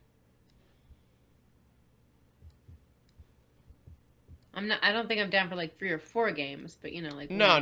This is like a 3-hour. Yeah, no, it's late. We're gonna do like probably one game and get the fuck out. But yeah, all right. Let's do this thing. Here we go. 1 through 200. Let's do this. I'm gonna pick like a few winners for sticker packs, and then we'll play some games, and whoever wins the game will get a sticker pack too. And let's do a grand prize. Because, like, your boy, man, I got, like, a whole fat-ass bag full of millie pieces from the last pulls. So I'm going to do a fat-ass pack for the first winner. The first winner is going to get a bunch of millie canes and some, like, hand sanitizer and all that shit. It's on. Clickety-clickety-clack. 153. What's up? I see no one. Nope. I got nobody. 194. Oh, they're not seeing it, are they? Wait, are they? Okay, they're seeing it. No, yeah, they were. Okay, sorry. I fucked up. All right, what happened? 194, though? Nothing? Okay, here we go. 7. To 31 instances of 7? God damn it. Oh, this is a disaster. Oh, wait, I see a winner. I see Shane Young has 7. Let's just make sure nobody picked one sooner than him. Right, it's time to go backwards. I know. I see 7 my. Damn Glass says 7 my. I'm not certain what's happening here. For real, what's going on here? Did this Shane Young and what's going on here? Glass. Did this guy pick 7 too? 7. I just want to be transparent. Did Damn Glass pick 7 and say my after? I'm confused. Lots of 77s. You know, I am confused as well. I gotta feel like the guy who typed the number 7 right above that other guy won. Am I wrong? Did he pick any other numbers? Did Damn Glass pick any other numbers? I don't. Otherwise, right, I think Damn Glass is the one. Oh no, he had. Oh gosh, there's so many 77s. 7 my. I feel like Damn Glass won this with 7. Am I wrong? Let me. Okay, so yeah, Damn Glass. Wait. 77 77. Nope.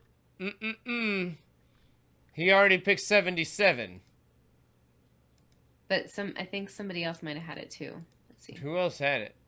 Rex and Effects had 77. But the answer is 7, not 77. Right. And so Damn Glass had picked 77, and then so did Nonstop Soul Hop. But who And picked then 7? 7 is the answer we're looking for, baby. I get it, but I'm just trying to talk through this. Okay, I'm just saying, who picked 7? Well, it looks like Damn Glass might have said 7. But he said 77 first, so we already picked 77. But he couldn't have it because somebody picked it already. Oh, hold on. I got it. All right, I see now. All right, we're working through this in the public thing so everybody can see what's happening. 77. Okay, so Damn Glass picked 7 after. I don't know if he meant to say it that way, but it is a 7. 7, 70. Oh wait, he said 7 before. He was telling somebody else 77 was taken already, though. Right, he had taken 77 and then realized that it was taken. So he took 7 before and Shane then he took Young. 7, exactly. Okay, so Damn Glass wins the 7. He wins the grand prize. All right, I just wanted to be sure, man. We've had too much trouble with this shit. All right, well, let's pick another couple of winners for sticker packs. My boy, though, Damn Glass. Was I do one? Yes. All right, I got you. Okay, Damn Glass won. I got you, dog. Hit me up, mikemason@gmail.com, and we'll pick some sticker pack winners for some other dogs. All right, 138. No. 95. Nope. 78. Another one, I see Nino Glass. That's my boy. Nino Glass, hit me up, player. mikemason@gmail.com.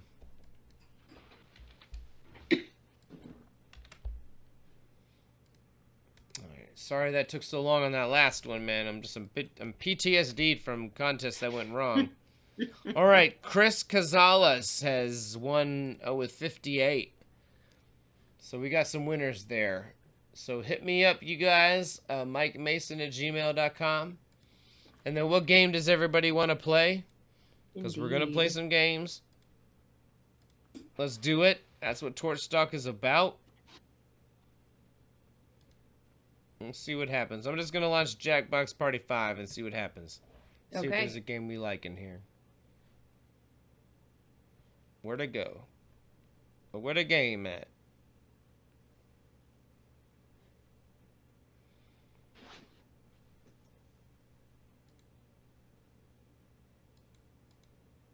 Maybe it's not working. Alright, whatever. Alright, we're opening... Come on. Come on. Damn, dude, my computer is being a fucking total butthead. This is actually kind of pissing me off. Well, let's just meditate on that. Right? What?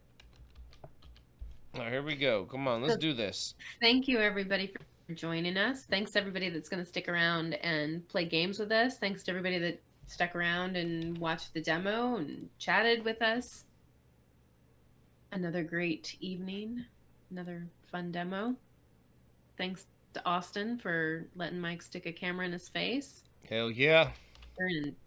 During the here we go. competition, no less. I think Steam's opening. Connecting my account. Excellent. Here we go. All right. So yeah, thanks, Josh. The Jackbox TV rundown. So if you want to play games, you need to have 2 screens. One, of course, to watch this stream, and then one needs to be your controller. If you're on a computer, those 2 screens could be 2 windows. You can open up another window, and that's going to be your controller at jackbox.tv. If you're watching on a TV, then your phone can be your controller. If you're watching on your phone right now and you find a controller, it's up on your TV. Otherwise, you can just hang out and watch the game and have fun with us. Yep.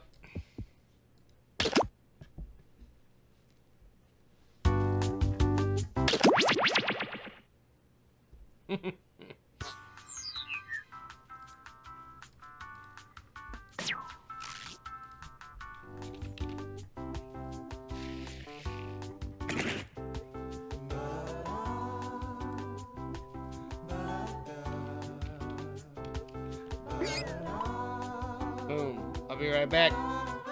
All right. So Room code is ZBSF. Mike's in there already. You can join the game by headed over to jackbox.tv. See if I can get that as a link instead for you all.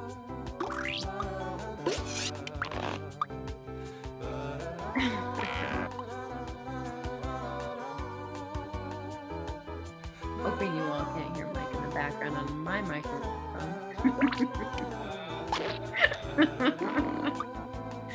All right, full room. So everybody's in.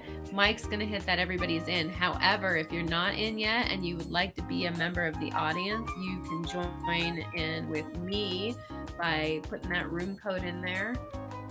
And then we'll team up as audience members. And this looks like maybe it's Fibbage. Enough about you. So we get to learn more about each other. This is such a fun game. Right. This one is awesome. All right. Shit, everybody's in. This is awesome. Yeah. Here we go. Fibbage, enough about you. Let me tell you about me.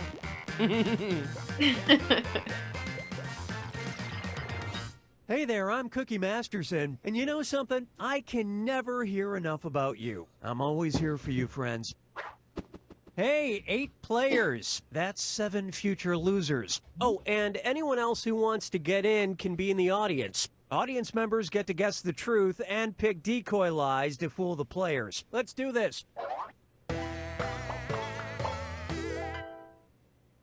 Okay, here's the deal. You're about to see a question on your device. Answer truthfully. In a sec, you'll get your chance to lie about your fellow players. You get 500 points for everyone you fool with your lies, 1,000 for finding the truth, and on your question, you get a reputation bonus for players who know you well enough to get it right. Ready? Well, I am.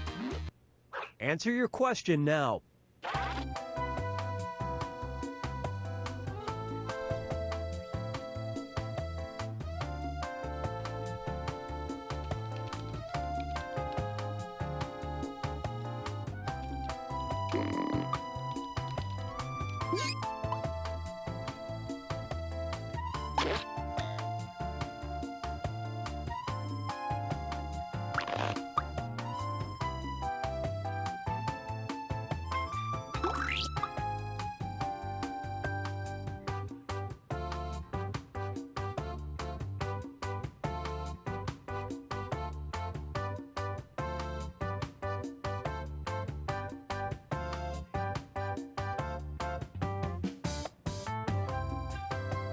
Hurry up and finish before time runs out.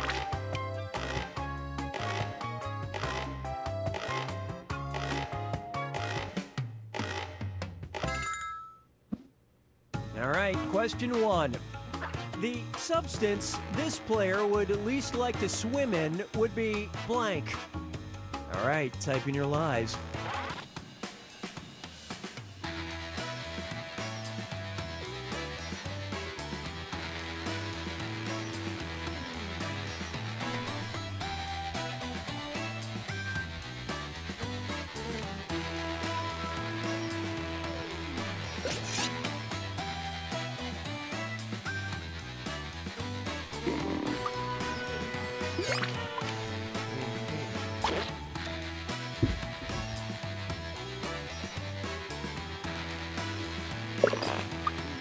Hey, I'm serious about that timer. Finish quick.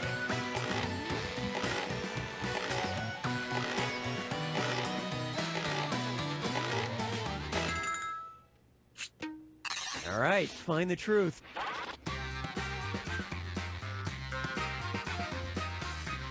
Oh, come on. Jesus. The answers are so great. Jesus Christ. You know, period blood is still just blood. Yeah, I think I'd rather swim in Afterbirth? most of these things. Jizz. Whose jizz are we talking about? Dung. Jizz and dung. Lots of bodily fluids.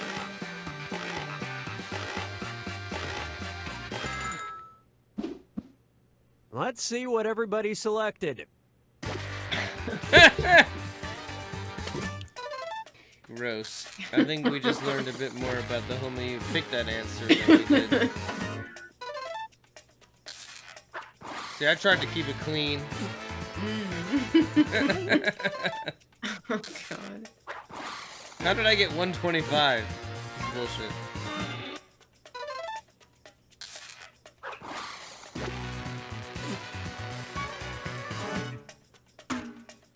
Oh, go audience. Shit, you got caught by the audience, son. Okay. What? Yeah, hell yeah. Baby, nobody wants to swim in jizz, but certain types of girls that I've met in college. Are these the ones that sucked on toes? Okay, here's your question. Probably. The word this player always has trouble spelling is blank. I forgot Type in we your told that lies story now. on the show. And Reg, now your life is definitely different. Yeah,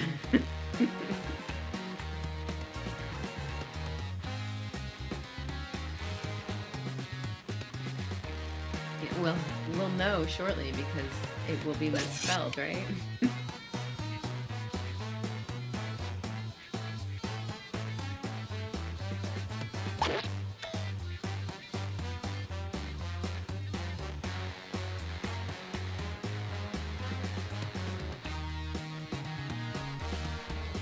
Come on, time's running out.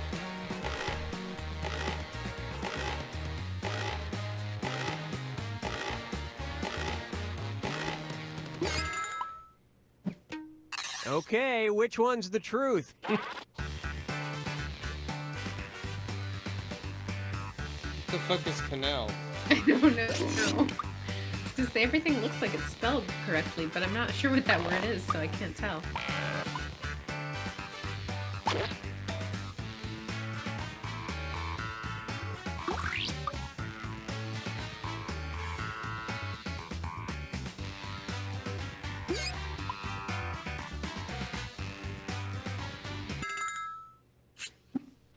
All right, let's see what you guys picked. Damn. Critical lie. Wow. He got you. Damn, Hidden. Go Bam! ahead.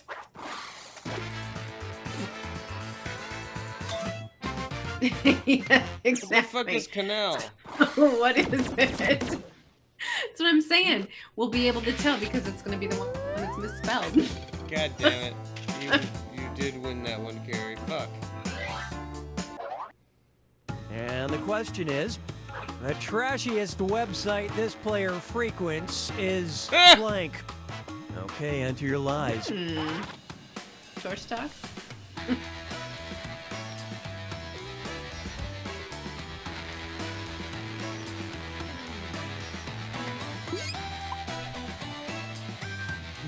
Better not be torchpass.org.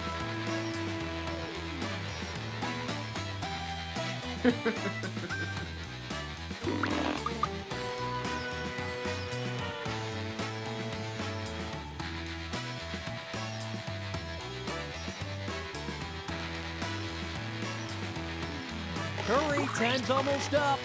Garbage girls.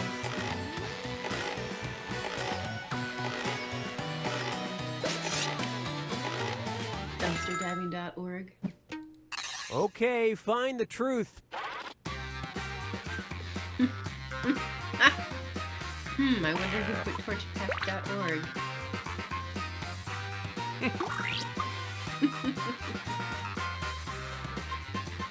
What's Pornhub Lite? The free version?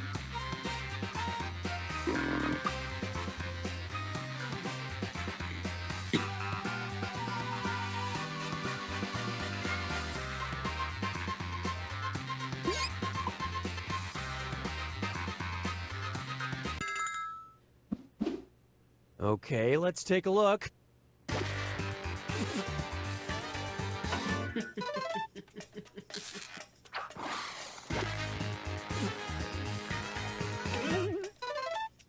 Oh, Hanoon got you.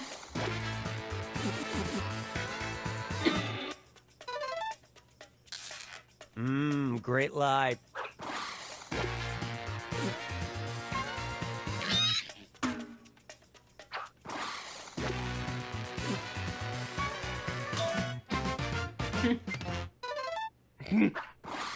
Motherfucker. I guess it depends on who you're following.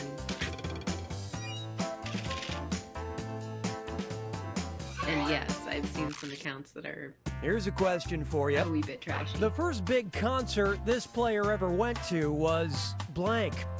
Right to lies now.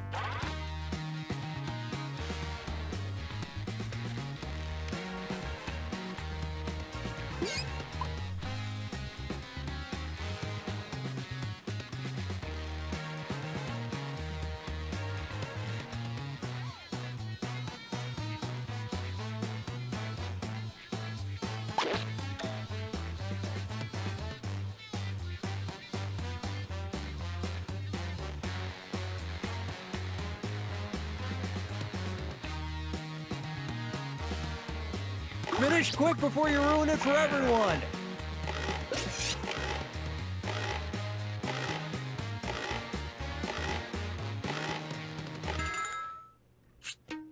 Okay, here are your choices.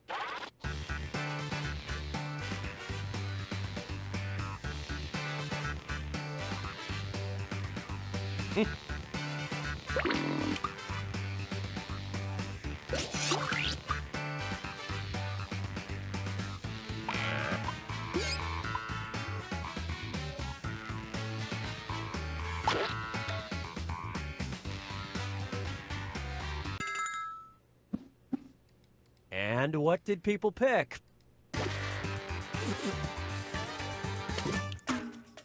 We got you.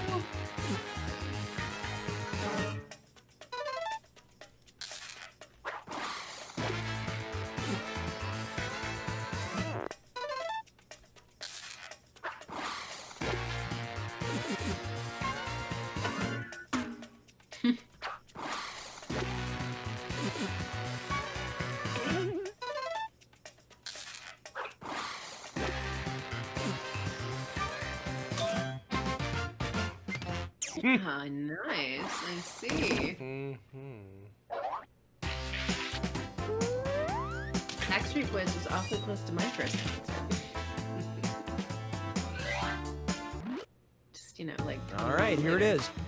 The last dream this player can remember involved blank. Do we Your want, lies do we now. want to know?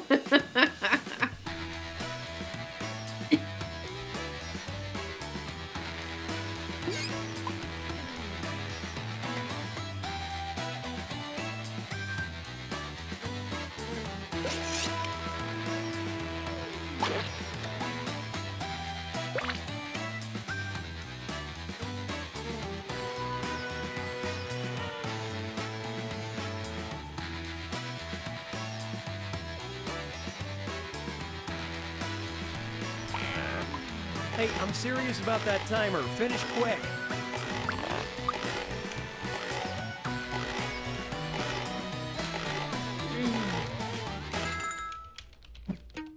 Okay, take a look and find the truth. Well, this is what they think of you, Hanoon.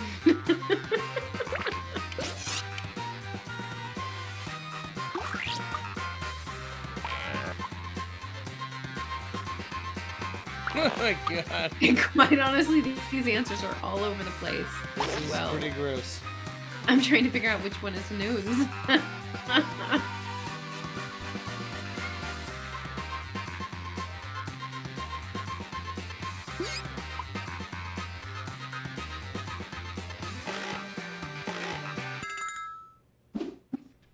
Let's see how things shook out.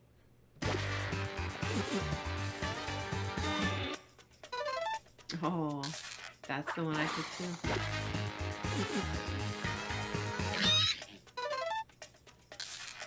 Good, good. Keeping it clean.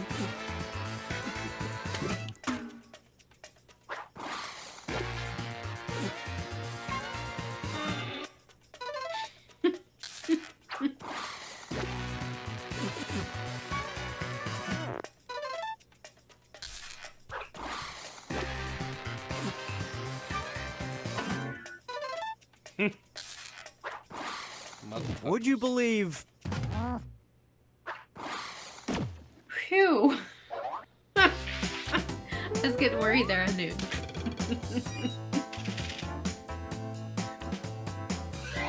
Damn, Brios is kicking ass. Try this one.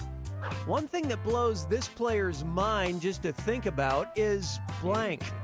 Type in your lies now. Just one. Oh my god. Well, baby, what do you mean? Oh, so as an audience member, they give you three and you pick one. And that's how you pick your audience lie.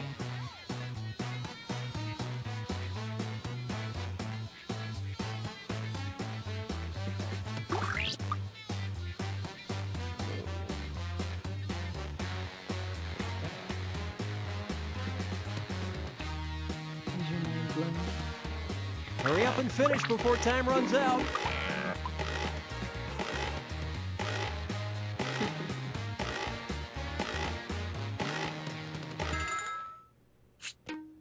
All right, pick the truth. Just laughing. I saw the homie's email, man, who was like, I was trying to get in touch with about that last giveaway. He's like, yo, send me them bottles. Like, baby, we're gonna have to stop by the liquor store and get some bottles for the homies.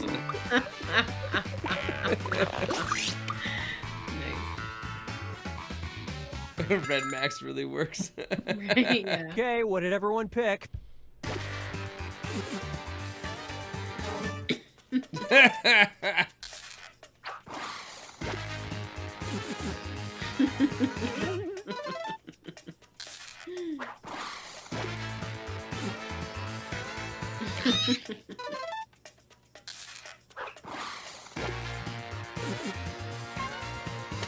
Man Audience buns? lie.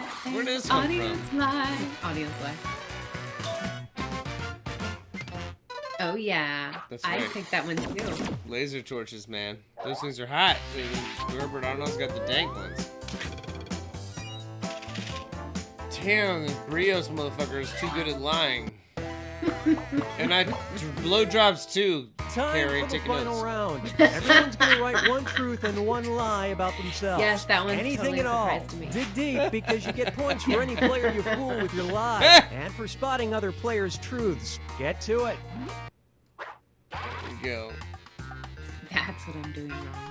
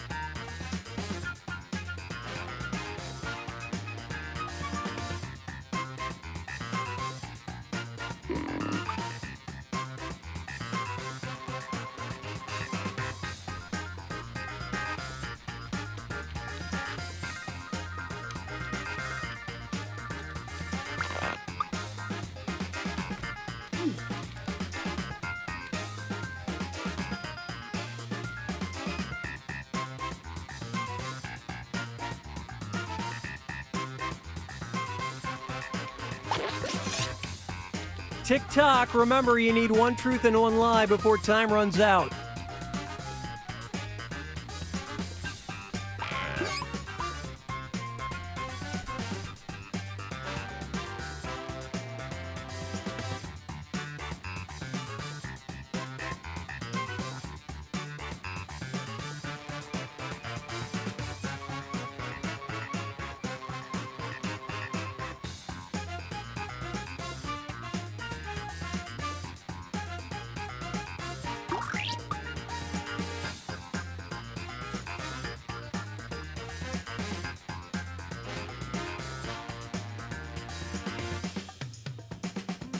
Hurry, time's almost up.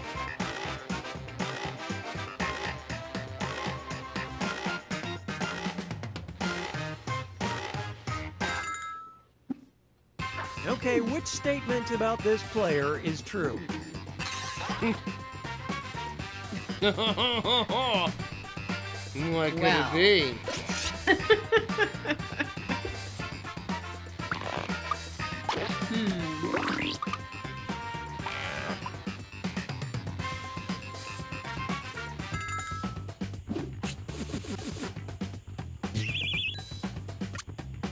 I got it. Is that scallop tubing? Spot the truth. No, just the regular shit. It's all good. China Cobalt Okay. is pretty solid. Okay, okay. I don't ever. I don't know if I Aye, can aye. believe you got the stutter and everything in there. Aye, aye. Aye, aye. Aye, aye, aye.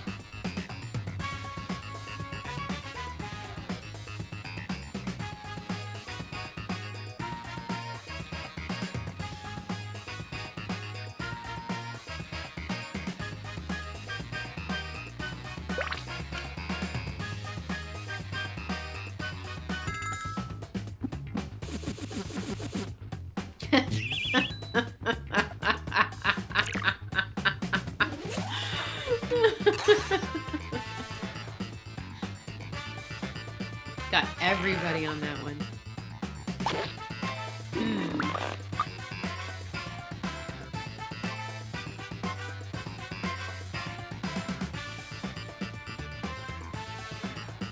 Polar opposites here. Yeah, I don't know about this. You have to feel pretty strong about oatmeal to go over music. It just says likes open.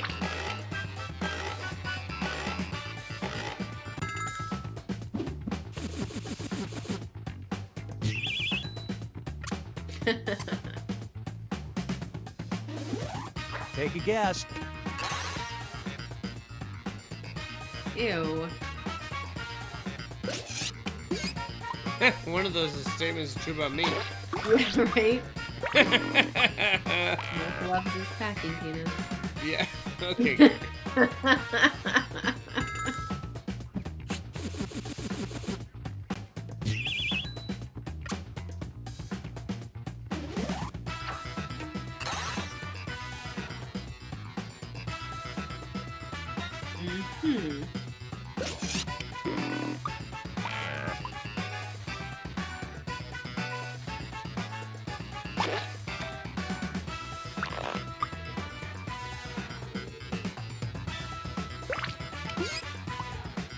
It's hard to hate coronavirus, man. We're all getting all this stimulus and money and shit.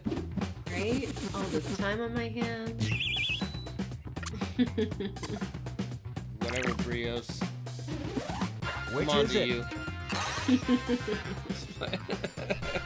Ooh. He cooks and he cleans. Wait. One or the other, huh?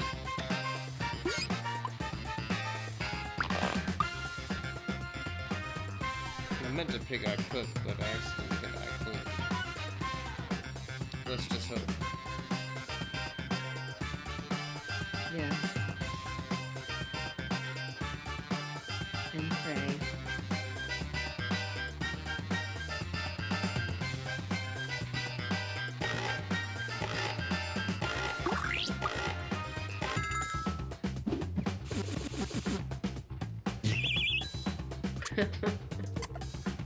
Oh well. Okay, which one?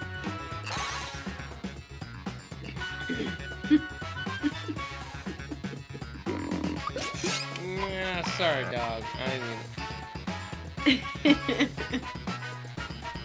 Carrie insists I pick the negative choice. Yes, gun to your head.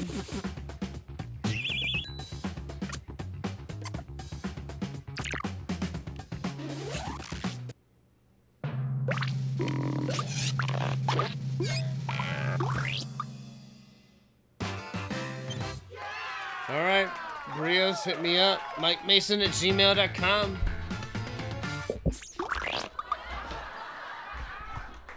Nice. That shit was tight. That's fun.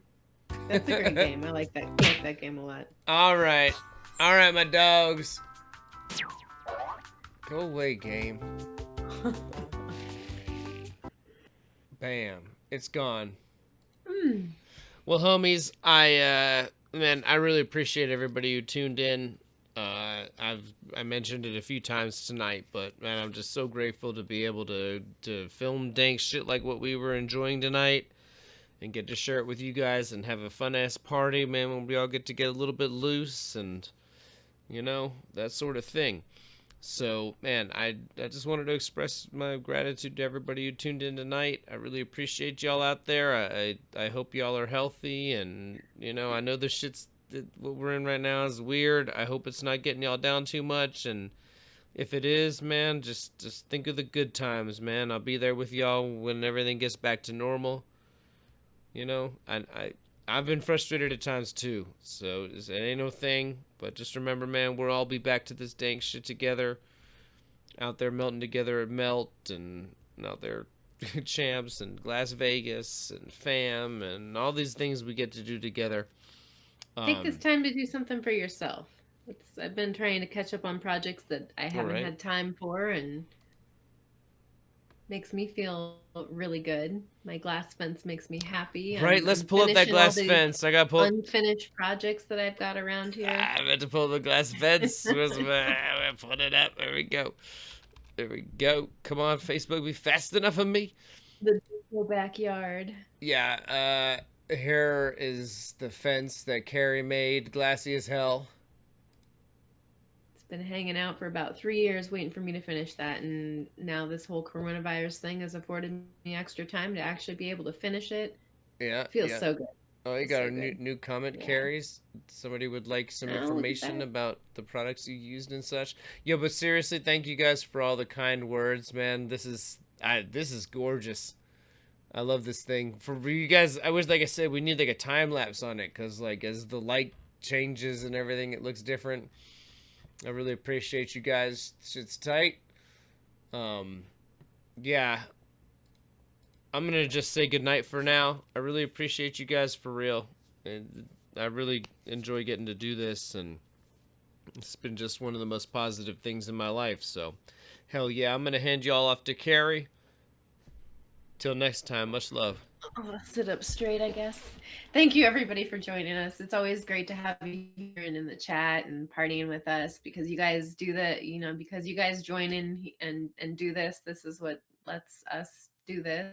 And thanks, Mike, for all the work that you did editing this. Thanks to Champs for having us out there, and Austin for letting us film that. And yeah, everybody, just keep your heads up and take care of yourselves, take care of each other. All the events have been canceled, but there's one silver lining. The Glass Art Society has got their event free and open to the public coming up. So you guys will hear more about that in the next couple weeks, because I think that's not until May something. So yeah. Yeah, we'll pull that up. That was a great mention, actually. Guys, some tight shit's coming up. One thing that's going to be up, you know. I'm not 100%, but even some of the stuff that I shot back in 2017, there was one thing that was never released that might be part of the virtual conference, y'all. And this was just confirmed so far. There's going to be all kinds of lectures and all sorts of stuff. Free and open to the public this year, since it's all been, you know, shut down. So yeah, it's really nice that they're opening this up, and I'm excited there's something that we're all going to get to come together with. Right. There you go. Going digital. And yeah, there's a chance that some of the stuff that I've shot, I'm not certain about that, but and shit, I don't know. We could even share some of that. I don't know. Y'all want to see some crazy shit? Some shit that we shouldn't share. No, just a little bit. Just a little. All right, just a little. Just a little. I want to share with y'all something from 2017 in the gas conference that I filmed. It wasn't part of the official Flame broadcast, so that's why it wasn't. Check this out.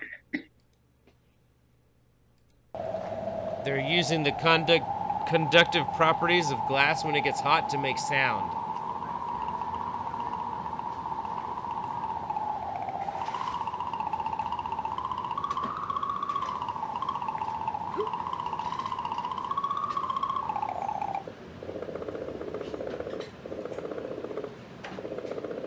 That's glass. That's what glass sounds like, dogs.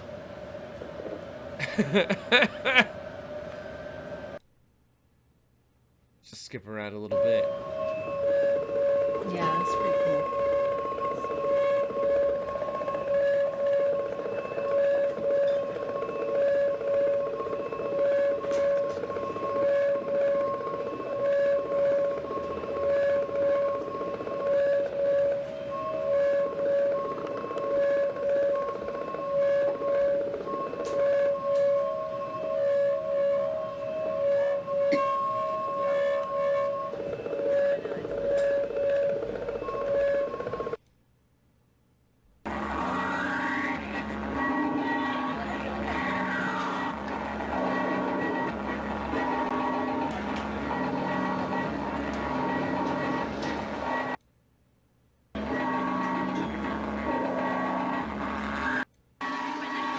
Check this shit out. Yeah, the ancient